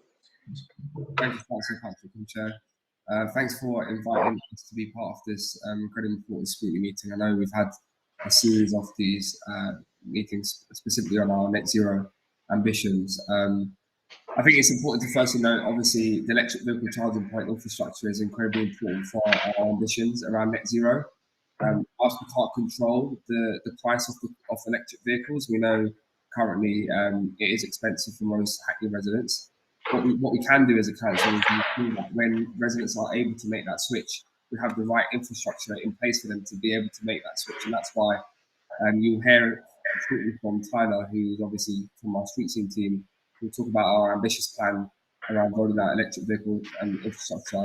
I should just quickly note, I think there's some incredible work and collaboration being done between our energy team, the schools and the school, from Hackney Light and Power, and of course we've got time from the street scene team, and without their collaboration, none of this would be possible. But what you will hear is you'll hear the biggest ambition of any local authority, you know, committing 3,000 electric vehicle charging points by 2030. It's the biggest area-based backed electric vehicle charging infrastructure rollout. And what I'm really keen that we do as part of this process, and this is why I think it's incredibly important to have this part of scrutiny, is to make sure that we place the electric vehicle charging point in a place where it creates demand across the borough, particularly for residents on council estates, but also making sure that we protect our public realm. I know that some of the councillors have been incredibly important, that particularly thinking about some of our most elderly residents. What I will just say is just one final point on this matter is, I should just note that Hackney, as part of Hackney's sustainable transport policy and emergency transport plan, it still remains our ambition to encourage people to walk, cycle, and to take public transport where necessary. We don't want to see a complete transfer of petrol diesel cars to electric, because I think it's incredibly important to note that. But where people do have to drive, we'd much rather than driving electric vehicle cars, and that's why the EV charging infrastructure is important for that. But it's also, it should be important that to note that electric vehicles also pollute in different ways, both through tire wear pollution and also through the production through our batteries as well. So I just want to note caution that, you know, it still remains our policy to encourage more people to walk, cycle, and to take public transport, particularly to tackle air pollution and obviously everything that we're doing around our net zero ambition. So I'll leave it there and I'll pass it over to Tyler, but thank you so much for having this paper as part of the scrutiny. Thank you very much, Councillor Coburn, and thank you very much to the committee for inviting us. I'd also like to just take a second to introduce my colleague, Lucia Polinska from the Hackney Light and Power. She's the head of Hackney Light and Power, which is, as Councillor Coburn mentioned, collaborating with Street Scene on the future rollout of electric vehicles. There's clearly a lot of detail in the paper that went in with the agenda. Thank you very much for that, Martin. Could you maybe just scroll down to, I think, page 53? Thank you. Yeah, that page. So I don't want to go over too much of the information that's provided, but I did just want to give a little bit of background and context to our program. First of all, I just thought I'd start off. I mean, Councillor Coburn has mentioned these points, but just a reminder of why the council is interested in EV charge points and where our influence lies. First and foremost, it clearly forms part of our response to the climate emergency and has the potential for major carbon savings as long as the electricity supplying our electric vehicle charge points comes from clean and renewable sources. It's clearly been a focus of government's strategy in the lead up to COP26 in the autumn, and there's clearly seemed to be a great potential in terms of mitigating carbon emissions by switching vehicles to EVs. As Councillor Coburn mentioned, it's not about switching all existing vehicles, it's about providing the environment so that people can switch when they need to switch vehicles. We don't want to see another generation of internal combustion engines. We want people to have the confidence when they need a replacement vehicle to replace their vehicle now with something cleaner. But our existing transport objectives, in particular, an overall reduction in the number of cars in the borough, still remains a top objective of the council. And in fact, by involving ourselves in the electric vehicle charge point marketplace, we have some influence into making sure that those priorities remain at the top of our agenda. But we also want to ensure residents have access to the best prices. In other parts of the country, residents for many years have had access to home charging offers from central government, where you can charge your electric vehicle at home and you pay very good electricity prices based on your own home tariff. Obviously, in inner London, residents don't have access to off-street parking, and they miss out on this price offer. So there is an equity issue to make sure that residents who don't have access to off-street parking have access to the sorts of tariffs that are available elsewhere. And simply pragmatically, central government has announced the end of life for combustion engines from, or at least from petrol and diesel vehicles from 2030. We have a responsibility to make sure that our residents are provided for that future eventuality, whether that's in 2030 or whether there's a secondary market for internal combustion engines after that, is open to sort of different projections. The point is there's likely to be some point in the future where residents who rely on motor vehicles, and many residents do, certainly economically, for work and other reasons, have access to charge points as a service. I mentioned at the start, we want to influence the type of chargers and locations and speed of deployment to achieve our these objectives, to make sure our residents have a good service, good prices, and that we're meeting our other objectives. And I'll talk a little bit about what type of chargers and what type of locations are in place now. I'll talk a little bit about what we're developing in the near future and what our longer term sort of 10 to 15, 20-year ambition is as a council. But I thought I'd just pause very briefly to say it's worth saying that this area, despite the attention given in the last few months, as I mentioned, it may seem like electric vehicles are completely mainstream, and they are certainly moving that way, but this is still a very new area, it's still a new market, it's rapidly changing.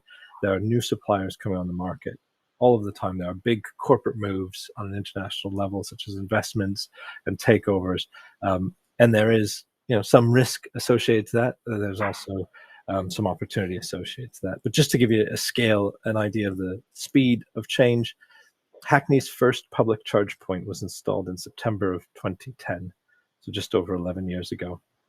By 2015, Hackney had 15 publicly available electric vehicle charge points.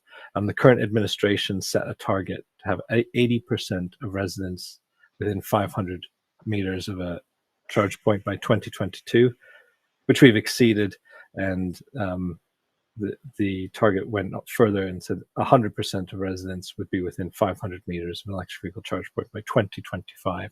Our current program of installations that are happening this month and slightly into January will meet that target. So we've met our 2025 target for 100% of residents.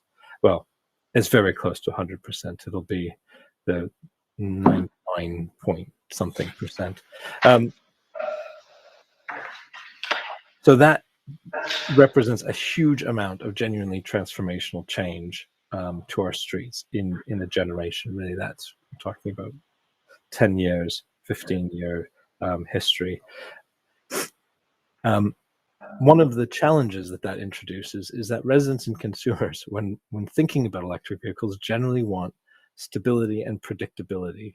We know that there's one of the barriers to people switching to electric vehicles is anxiety around charging infrastructure, and that comes from anxiety around availability of charging infrastructure. That also comes from anxiety around understanding charging infrastructure. It is quite a diverse market space with a lot of different technologies that are sometimes difficult for experts in the field to stay up to date on. But residents and consumers also want access to the latest technology. So it's about getting the balance right between promoting being agile to offer latest technology, but also being respectful of the sort of desire for stability and predictability medium term. I mentioned there's issues with anxieties over access to charging and complicated networks.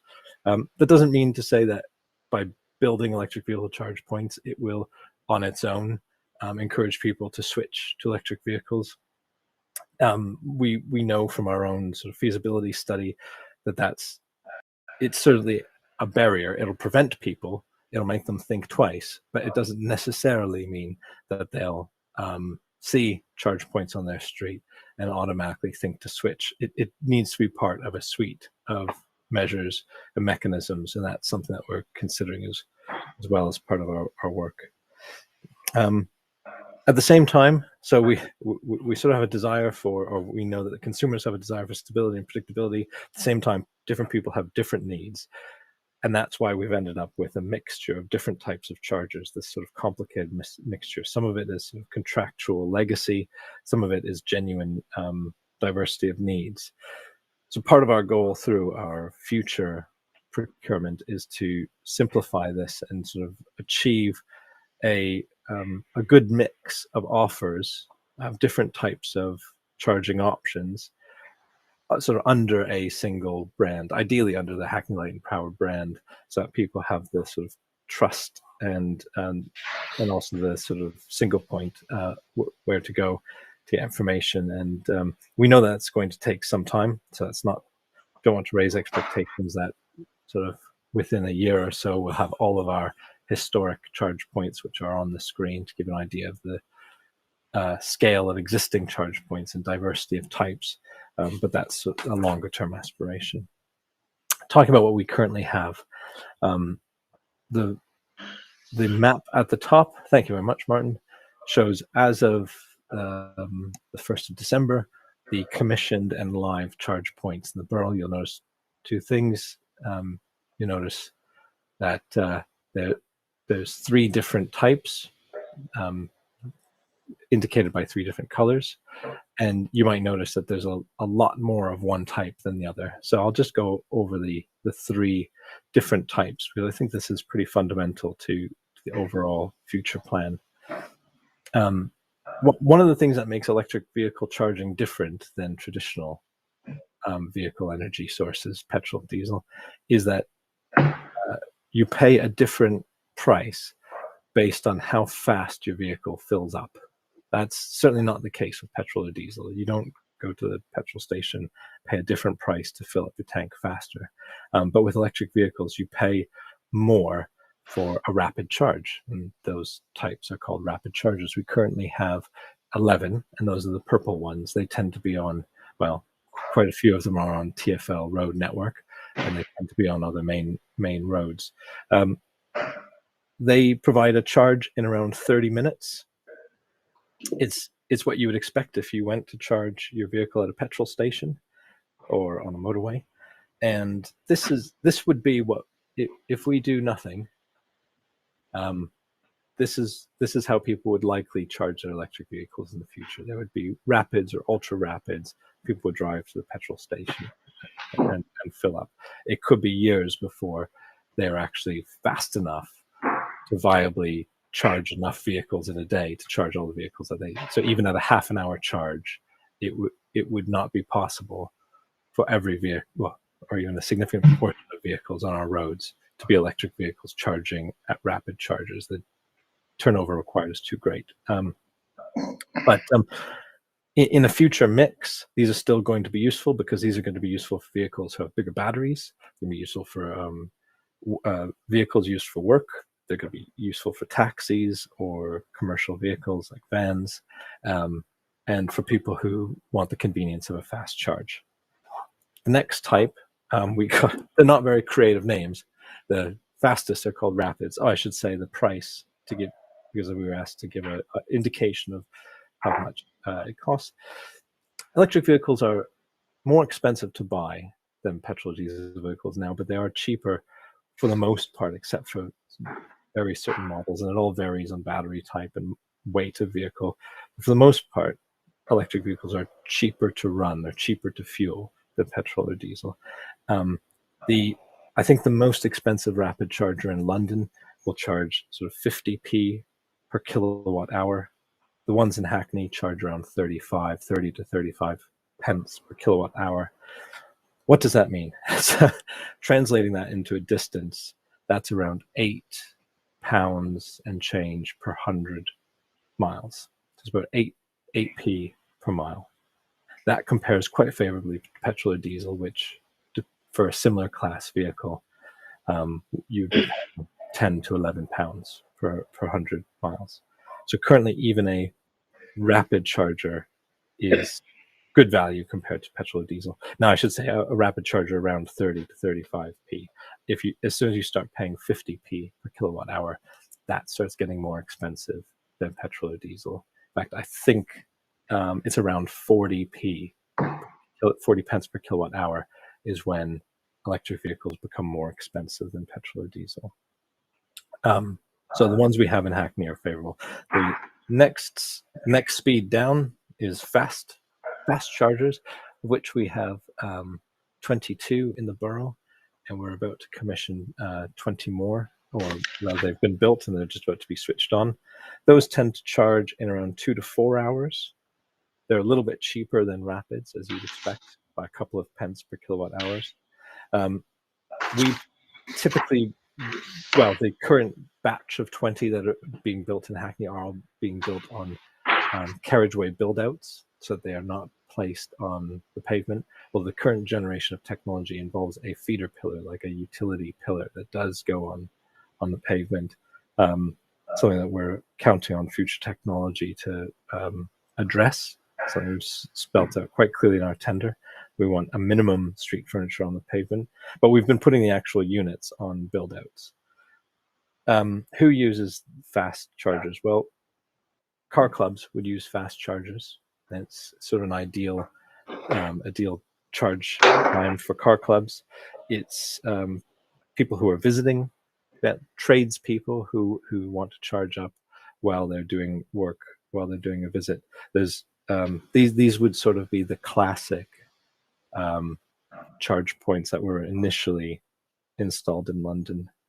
There's also a smart option for these. We've just recently been involved in a trial, a very short trial called Agile Streets, which saw 30 smart chargers installed, which were this sort of mid-range speed technology, so 2 to 4 hour charge, but it comes with the option of setting what time of day and what that you want your vehicle to charge at, so you can get a better rate, an overnight rate. It also helps to even the load across the electricity network to off-peak times. So you may have seen those around. That was this is how quickly this technology is developing. That project was offered to the council at no cost to the council a year ago to test the concept. It's called Agile Streets, and they're just in the ground now until March, and then we'll see what happens after March, if it's a successful trial or not. The slowest but most highest numbered type of charge points in the borough right now are slow chargers or on-street residential. Here in the map, they're called lamp column chargers. That's simply because the technology that we were using as part of that rollout, as part of that funding pot, happens to be small plugs that get installed in lamp columns. And that's very good because it means that there's no additional street furniture on our pavements. These charge in 8 to 10 hours typically, so it's an overnight charge, and offers the best rate, the best tariff, the best price to residents. Essentially, this is to provide an option for residents that's similar to a home charger, similar to essentially pulling a cable out of your window and charging in your driveway if you were so lucky to have off-street parking of that sort. So for these to work, clearly there's less turnover than the other sites. The other sites have a 2 to 4 hour charge or a 30-minute charge, and you expect people to charge and then leave. And so there's a turnover of sites. The overnight chargers, well, the clues in the name, they require people to stay longer in the bays, which means we need more of them because they provide less opportunities for fewer people to charge at any one time. So that's a little bit of a whistle stop of what's in the borough currently. Martin, do you want to just scroll down a bit? Oh, it would have been, sorry, I should have asked you to do this before because there's photos of the different types. So we'll just pause there for a second just to show you the photos of the different types: rapid, fast, the agile streets, fast, smart. If you keep going down, Martin, to the next page, that's what one of the lamp column charges looks like. And then, Martin, if I could ask you to go down in the paper until you get to the next graphic. There should be a sort of yes, that one. That's fine. So we have around 250 sites at the moment. At the end of this month, we'll have 250 sites switched on, but we don't think that's enough to encourage the sort of mass adoption or even to meet demand. We commissioned a study completed in 2020. Just to keep up with demand, we would need 3,000 charge points by 2040. That's assuming a reduction in car ownership. So that's what this chart shows. The bars are number of vehicles, and the colors represent which are electric, which are not, which are internal combustion engines. And this is based on a projection of car ownership according to our transport strategy targets. Just to meet this demand, it's estimated that we'd need 3,000 charge points by 2040. But we're conscious that if we follow demand, and anxiety around charge points is the number one barrier for people to second guess switching to electric, we think it's a better idea to lead that demand, get ahead of demand, and provide a better level of service now to encourage people, to give them the confidence to make the switch the next time they need to switch their vehicles. So this is, if you go down to the next chart, this is really the crucial part of our future plans. It's to front load that installation. It's to meet that target of 3,000 charge points, but a little bit sooner. It is the most ambitious. It is the most ambitious plan at the moment for local authority publicly available charge points. And we also thought by packaging it up in this way, we would get good quality tenders from the market and good prices, good terms and conditions for Hackney residents. We published a tender document in September, and we had a number of submissions. We're currently evaluating the 10 proposals that were brought to the invitation to tender stage, and officers will be making a recommendation to the Corporate Procurement and Insourcing Committee in the new year for a decision on whether or not to let this contract. The contract we're looking for is, so we're not looking to invest council money. We think that this is an opportunity for operators to invest their own capital into installing charge points, and we would essentially lease them the space on the highway for them to operate. We realize that given amount of capital investment, we require a long contract. So we're expecting contracts in the neighborhood of 15 years. There'll be four different contracts, actually, or 4 different lots, however you want to call it. One for rapid chargers, one for fast, one for slow, and one for our own fleet vehicles, because that is an area that the council needs to future-proof as well. As I mentioned, the model we're looking for is for the operator to put up the capital investment up front and then to run the sites on a concession contract, allowing them to recoup their investments. After, assuming we have a successful procurement, which, as I mentioned, we're just going through the evaluation now. Assuming we have a successful procurement, we're able to appoint a operator.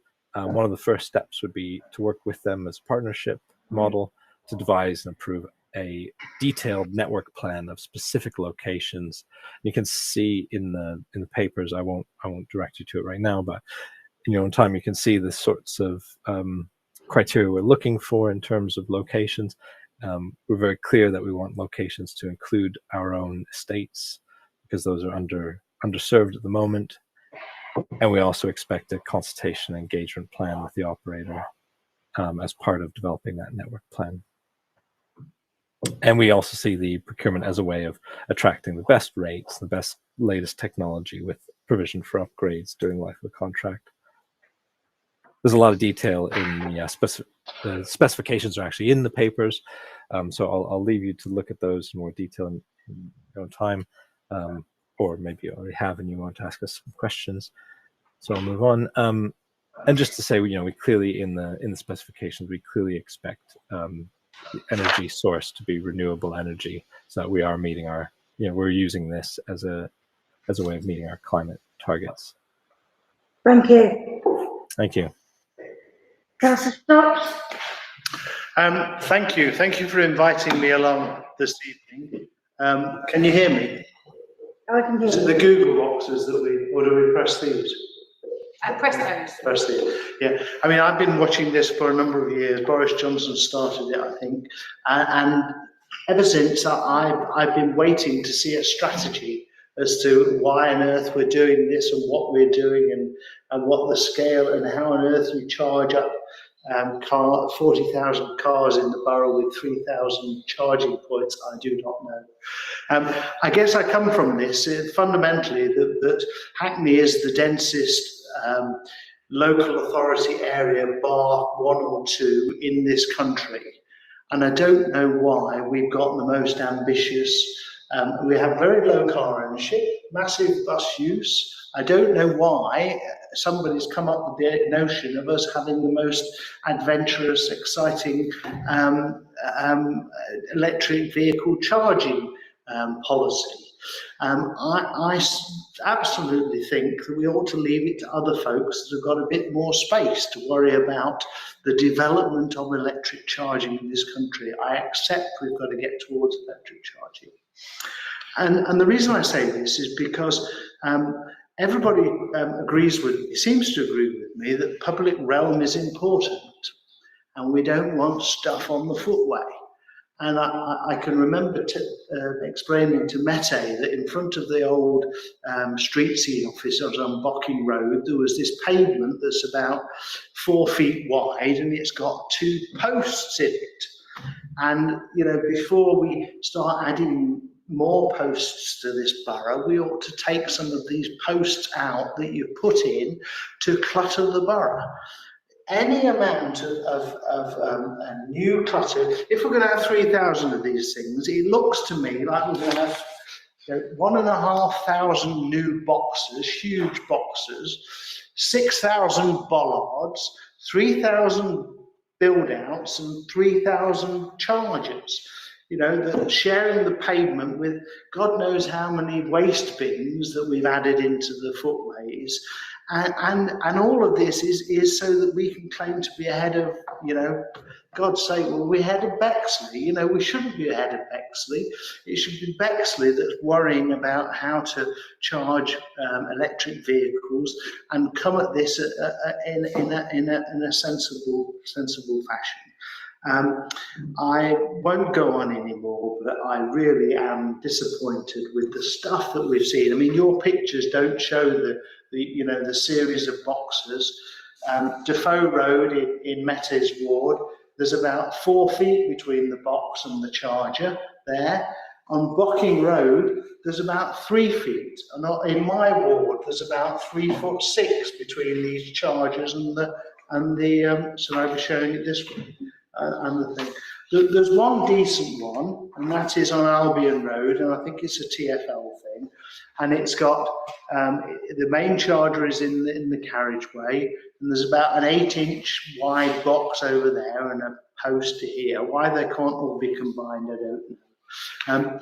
But I think if you're going to do this, and it seems you're determined to want to do this, we need to do it well. And what we're doing at the moment is not doing it well. What we're doing today is putting boxes onto the footway and cluttering the whole bloody lot up. Pardon? Is that Albion Road? That's one of the good ones. Yes, that's right. So that's my piece. I think you've got it wrong, and you should rethink all of this. Thank you. Thank you. I've got Councillor Smith and Councillor Lufkin. So Councillor Smith and then Councillor Lufkin. Yeah, thank you very much, Chair. And I kind of agree with some of the sentiments of Councillor Stopps, but not all of it. As an electrical car owner myself, very recently, I can tell you that it is a very efficient way to travel. There's a number of points that I want to raise, and this sort of leads to kind of having a sort of more cable-free, less cluttered kind of environment. So this is kind of like a future-proofing idea. You haven't mentioned induction pads in the ground, because I think that is the way that we will end up. So you'll just be able to drive into a space and park your car over it, and you'll get an induction coming from below. So there'll be no cables, no street furniture, nothing like that. And I think we really need to think about that going forward. And just the conflict. I mean, obviously, I don't want to labour this point, but as a new electrical car owner living in Lower Clapton, I have 4 charging points around me. Only one of them works. Some of them require smart cables that cost £250, which is basically a bit out of reach for a lot of people. So I would be saying, let's have them all direct access, so you don't have to buy a smart cable for them, particularly the lamp column ones. I would say the source is very expensive. On the lamp column chargers, it's not just at night, so I wouldn't get trapped into that way of thinking. You can charge your car probably up to 65% in about 4 hours, and it also depends what the drain is on the system. If there's no drainage in the system, it charges faster off lamp columns because there's no strict sort of, it depends what's happening on the grid, really. That's what I'm trying to say. So the point about induction, the point about designated bays, where do we stand on designating a parking bay on a lamp column charger? Because at the moment, I cannot get in half the time to charge my car off a lamp column because it's just a normal car park there. So where do we stand on that designated bay? I mean, do you have to go away and do all the legal procedures to actually sort of designate that bay? Where would you designate it? Kind of like, would the lamp column be in the middle of the designated bay, or would you have 2 bays either side, if that makes sense? Anyway, so just a few little questions there. Thank you.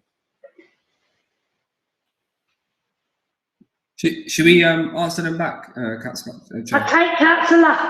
I'll take Councillor Lufkin, and then you can answer those questions. I'm trying to finish this meeting by about 9:30.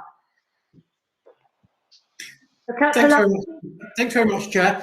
Yeah, I mean, this is a really important topic, I think, because we're going to have a chance to shape what the borough looks like for 20, 30 years. The stuff we put in now won't be going anywhere probably for a very long time. So, and also, as Councillor Smith said, things are changing so quickly with the possibility of induction charges and things like that. So what we do now might not be what. Lots of it will be there, but some of it might change. But I do think we need some clear rules on not cluttering the pavement with these things. My own personal view is that where we've got an existing lamp column or you've got existing street infrastructure, it's fine to put a charger in there, okay? But where we should not be putting these things on the pavement. Yeah. We should be insisting on build-outs.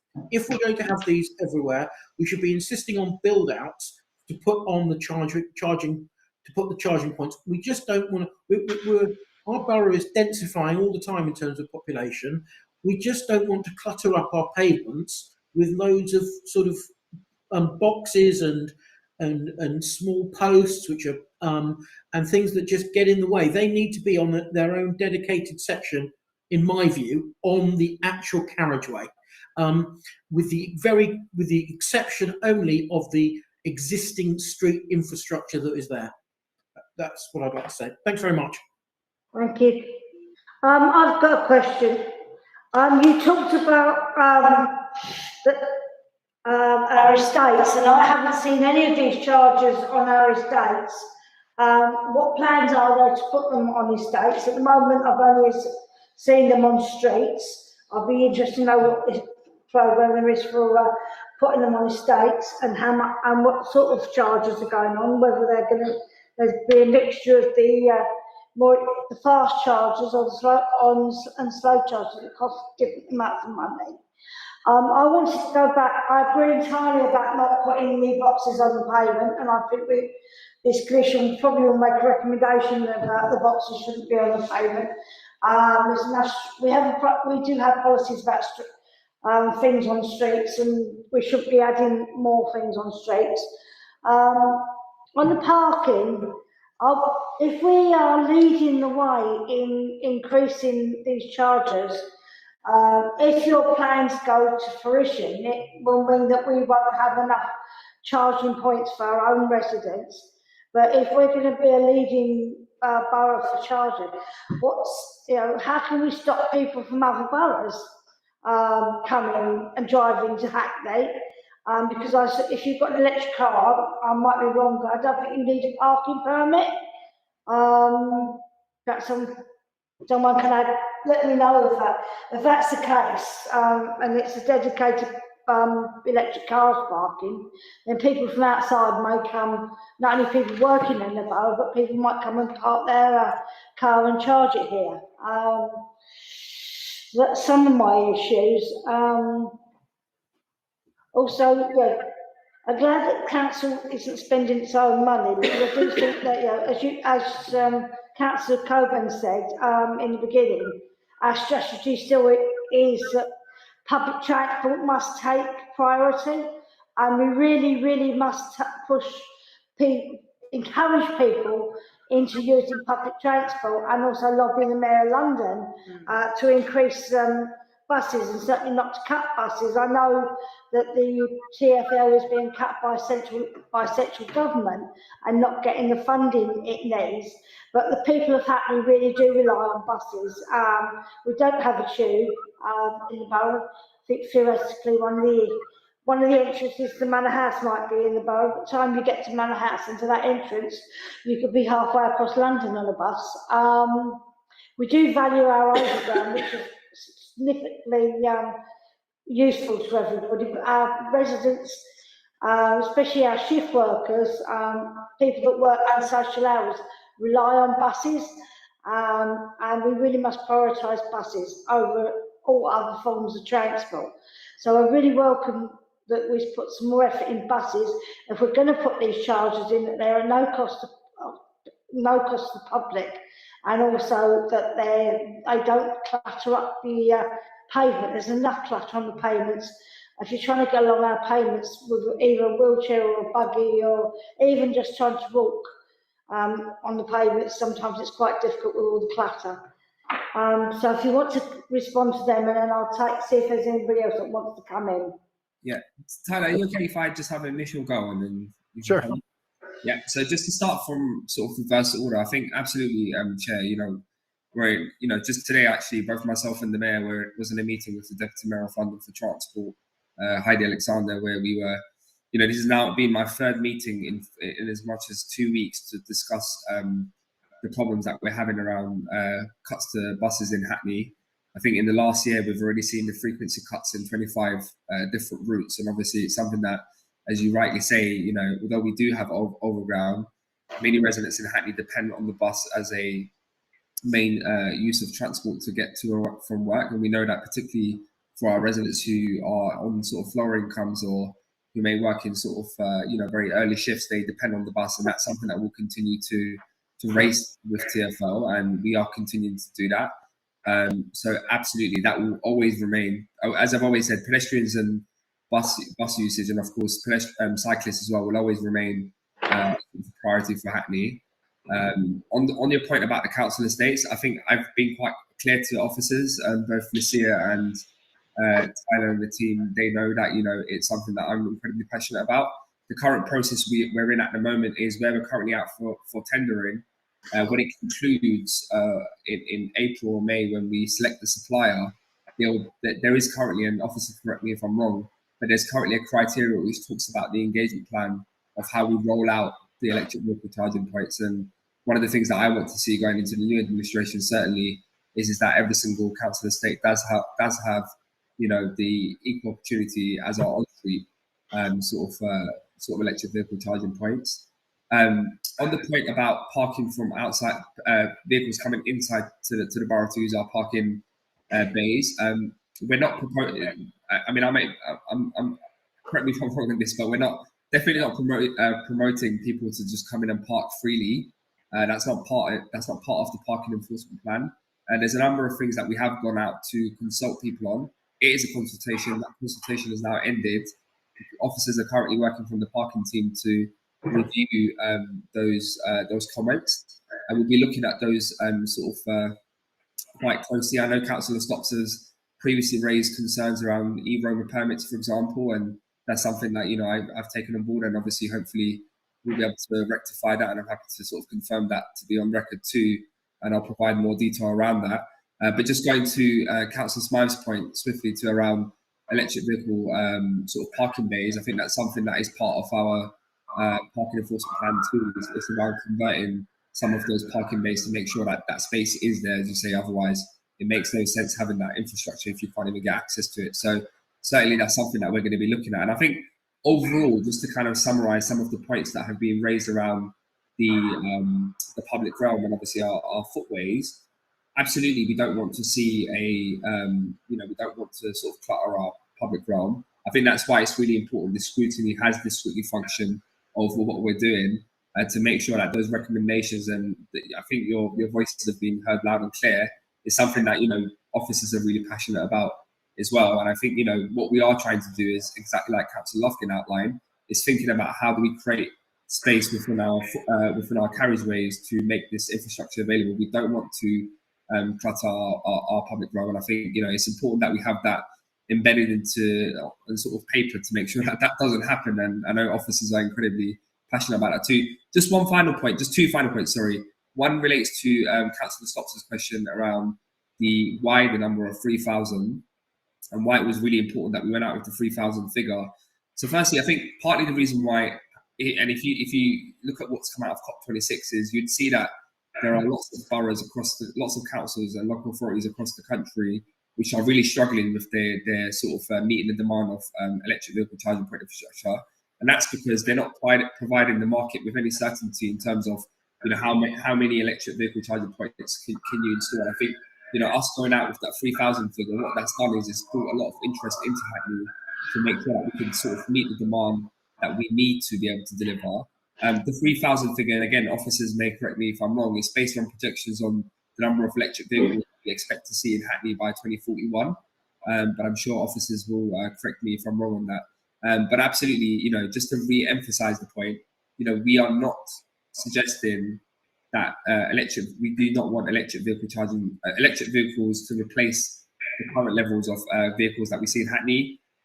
If you look at our wider transport policy, from everything we're doing from our low traffic neighbourhood schemes to our school streets programme, to our cycling infrastructure programme, to everything we're doing for pedestrians and for buses, it will still continue. And going into the new administration, we'll go in with a much more ambitious programme around sort of our priorities. So I just want to assure colleagues of that.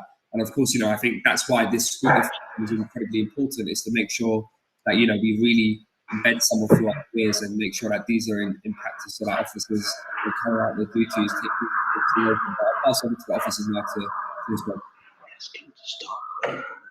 Thanks. You've covered most of that. Just to add a couple of things, because there's clearly a theme around pavement obstructions. Just to reiterate, the council does have a movement hierarchy embedded in the Hackney Transport Strategy, which has pedestrians at the top of the movement hierarchy. So anything council does needs to consider putting pedestrians first. I thought it might also be worth, I skipped over the proposed mix in the procurement of different charger types. That might go some way to addressing the point as well. So the vast majority of the chargers that we're proposing would be of the slow residential type. So they are the ones that, and it's very clear in the specification that we are looking for something that has very, very minimal impact, ideally zero impact on the pedestrian environment.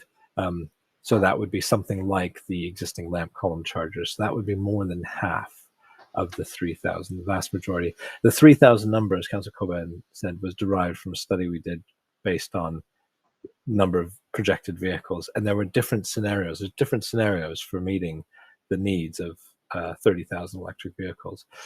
And the other scenarios would have involved more of the other types of chargers. So we have gone with a scenario that is more chargers overall, but it's because they're of the slow charger type, which have less impact on the urban environment. But because they're slow and small, they really only charge one or maximum 2 vehicles a day. So that's why we need more of them. But we determined that would have less impact on the urban realm. Councillor Smith talked about induction pads. There's nothing in our procurement that excludes any type of future technology. In fact, what we asked for was tenderers to give us an indication of their approach to future upgrades so that we could adopt new technology as it comes on.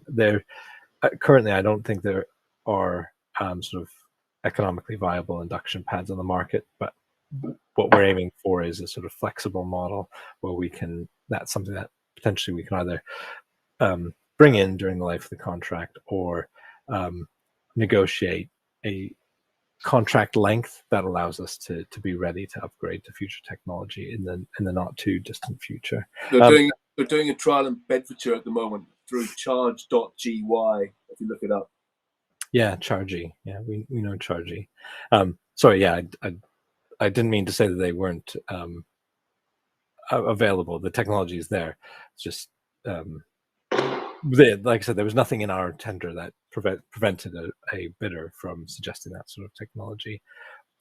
And just a last point, it might be a small point on pavement clutter, but I think we do have to look at a sort of do nothing scenario and consider that before we installed any residential chargers in the borough, we were starting to get quite a lot of cables being trailed across the pavement.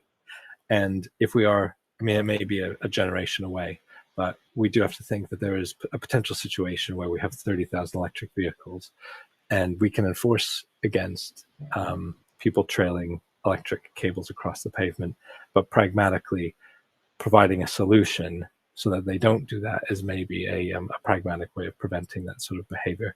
And so we have to balance the sort of impact of infrastructure, which we would try to minimize through the specifications against the future situation where we have obstructions in a do nothing scenario. Thank you.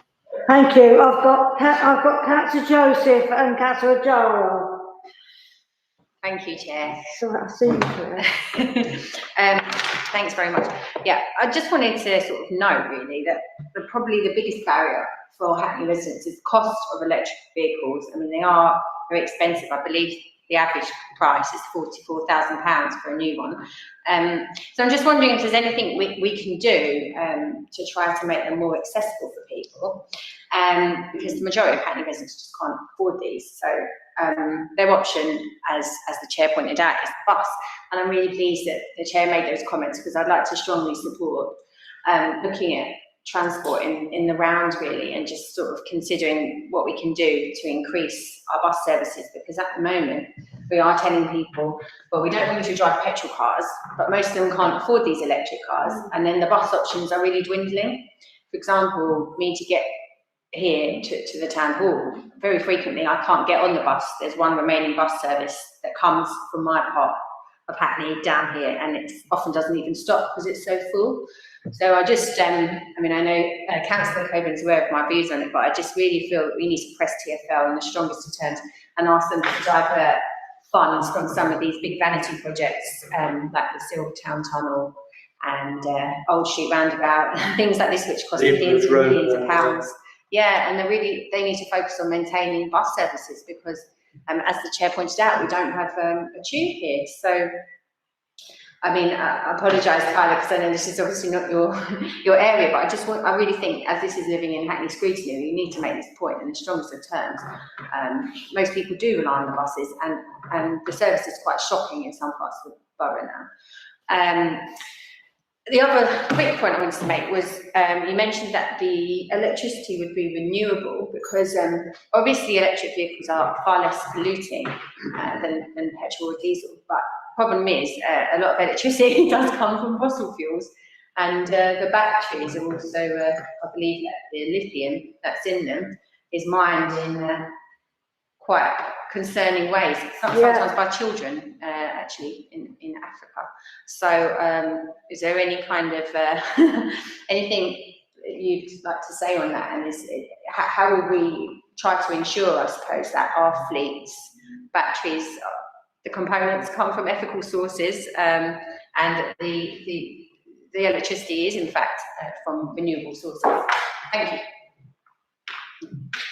Yes, certainly. I'll just touch on. I think cost of vehicles is a barrier. Certainly, upfront cost. I think there are, I think there are some city-sized cars that come in a little bit lower than that. I think so. You can get something for around 20 grand, but that's still, it is a significant. And also, there are different types of vehicles that residents use, and I think commercial vehicles that are electric vehicles are still quite out of reach for many people who rely on commercial vehicles.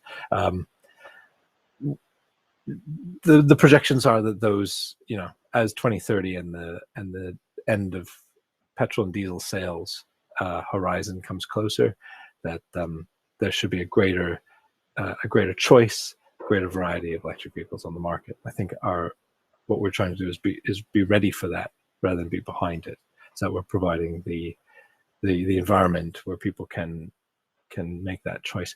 In terms of the sort of life cycle of any procurement, so with renewable energy, it's a big part of the procurement. We were just scoring it this week, CNI, and we are looking at whether or not the charge point operators are sort of guaranteeing renewable energy. So that's just a major point in the procurement exercise. In terms of guaranteeing the provenance of batteries, I know that any procurement the council does is subject to the council's sustainable procurement policy. I know that our fleet manager would be very, well, I know he is very on top of that policy. So if the council is buying electric vehicles, I'm sure that is features into that procurement process. It's an interesting question about how we can influence the private market in terms of car manufacturers, and yeah, I think that's something for us to take away and think about, maybe. Yeah, and sorry, Chair, just quickly, just to come in on that point specifically, I was actually with our fleet manager today at the Millfields depot where we were actually trying out and testing some of the new refuse collectors, which are electric, which are very expensive actually. I think they cost £450,000 per vehicle, whereas a normal refuse collector is about £190,000.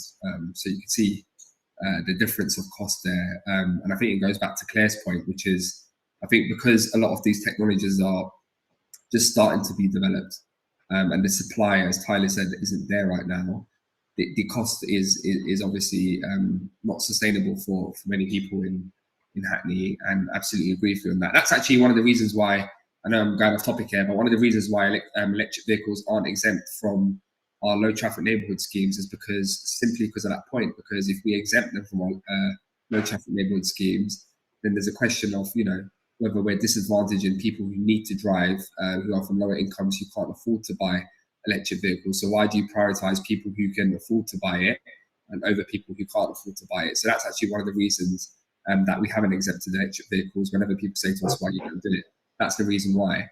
Sorry to go slightly off point there, but I think it's important to note that. But look, I think ultimately what we can do as a council, what we're in control of, is we're in control of making sure that when people are ready to make that switch, that they have that infrastructure to make that switch. We can't, unfortunately, control the cost of the car. But what we can do, as Tyler said, as we get to the end of the decade when the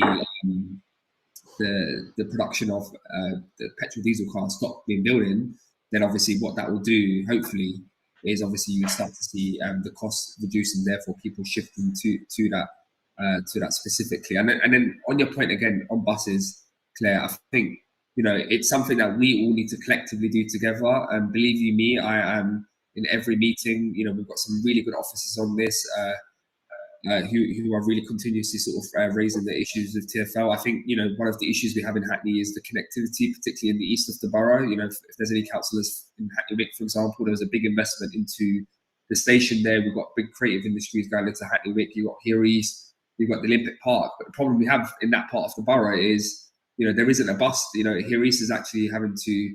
I think they've actually got their own electric bus now, which runs from Westfield to the campus. And quite frankly, what we need to start doing, and one of the things that I've been pushing TfL for is, look, if you haven't got the funding, is there a way where we can release Section 106 funding to subsidise for some of these bus route frequencies to happen? So some of that includes areas where you're from, actually, Claire, where you've been specifically referring to, where they're currently consulting on some changes in that part of the town.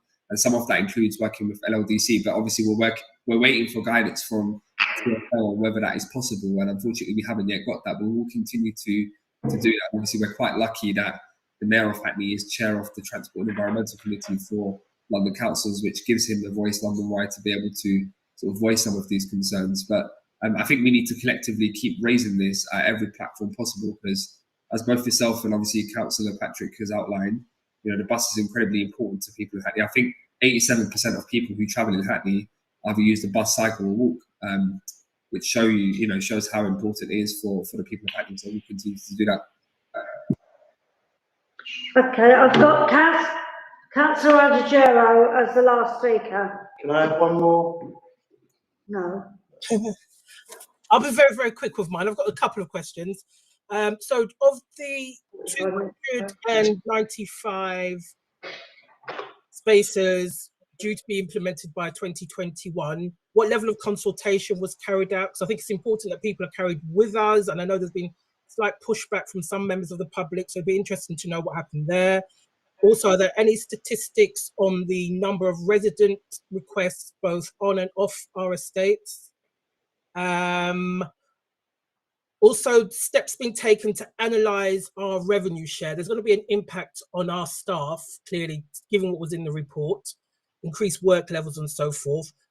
And in terms of analysing that revenue, we need to ensure that we can have sufficient numbers of staff so that there is a detrimental impact on them in the long term.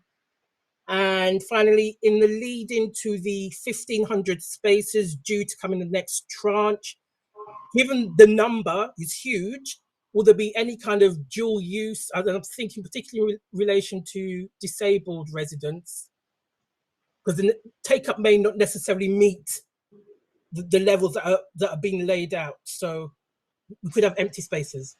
Will there be duality in terms of usage? Thank you very much. Just quickly to respond before maybe Lucia wants to comment on specifically on this point too. But I think there's two things, Councillor Jari. The first one is in terms of identifying where we put these electric vehicle charging points. Firstly, it's obviously it's responding to demand. We need to do that, but then we also need to create the demand as well, right? In the sense that if you don't place them into places where, if you don't place this infrastructure into places where electric vehicle charging points, where cars, there isn't no electric vehicle cars, then the problem we have is then you're not going to get anyone to buy an electric vehicle, because why would you buy an electric vehicle if you can't even charge it? So I think there's a whole study that is being taking place between both the Hackney Light and Power team, the energy team, and obviously the street team to understand find that balance of demand and also that balance of where we create that demand. I know that, as I said, we have a very strong sort of engagement plan that they want to work with the new supplier to try to make sure it's consultative. It's something that I've fed back to them to understand, how do we make sure that, for me, this is such a very quick win where you can engage with residents around, where you place this. It answers a lot of the points that have been raised around the public realm too, around the clutter on the pavements. And I think it's important that we understand the impact that we're having on people's, streets and their communities when we're rolling out this infrastructure. So I think that's we'll continue to do that. But it's something that I want to work with you all on at a ward level once we get the new supplier in place. And I know that together with Lucia, we can sort of look into that more further. But I'll leave it at that. Sorry, Council Chair, I'm speaking a lot and I'm using my power. Thank you. Thank you. I know everybody's passionate about this. I think that one of the things that has come out of this meeting and will be in our report is that we don't want any more clutter on the pavement. I think that's one thing we're all agreed on. We're all agreed that we have to carry on funding buses and fighting for buses, and that obviously electric car charging will become more important as the future goes on and people do swap to electric cars when I suppose they have to, because I think they can stop selling, making new diesel or petrol cars, aren't they, from 30 or. But so thank you very much. I'm sure there's probably more questions we'd like to ask, but the night is getting on and we've had some very full answers from officers. And I'd like to thank Tyler Linton for his responses. Sorry, I couldn't work. So thank you very much. We're going to get on. We're going to do our minutes and minutes now. So thank you very much.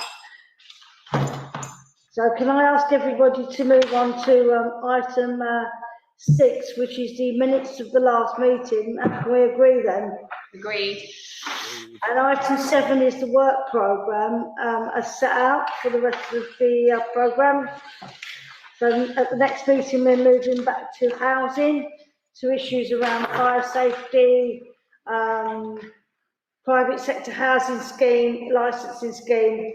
And then on the 24th of February, we've got a joint meeting with Children's Services about the outcome for children living care in their housing situation. So they're not children, are they? They're adults, but on they live care.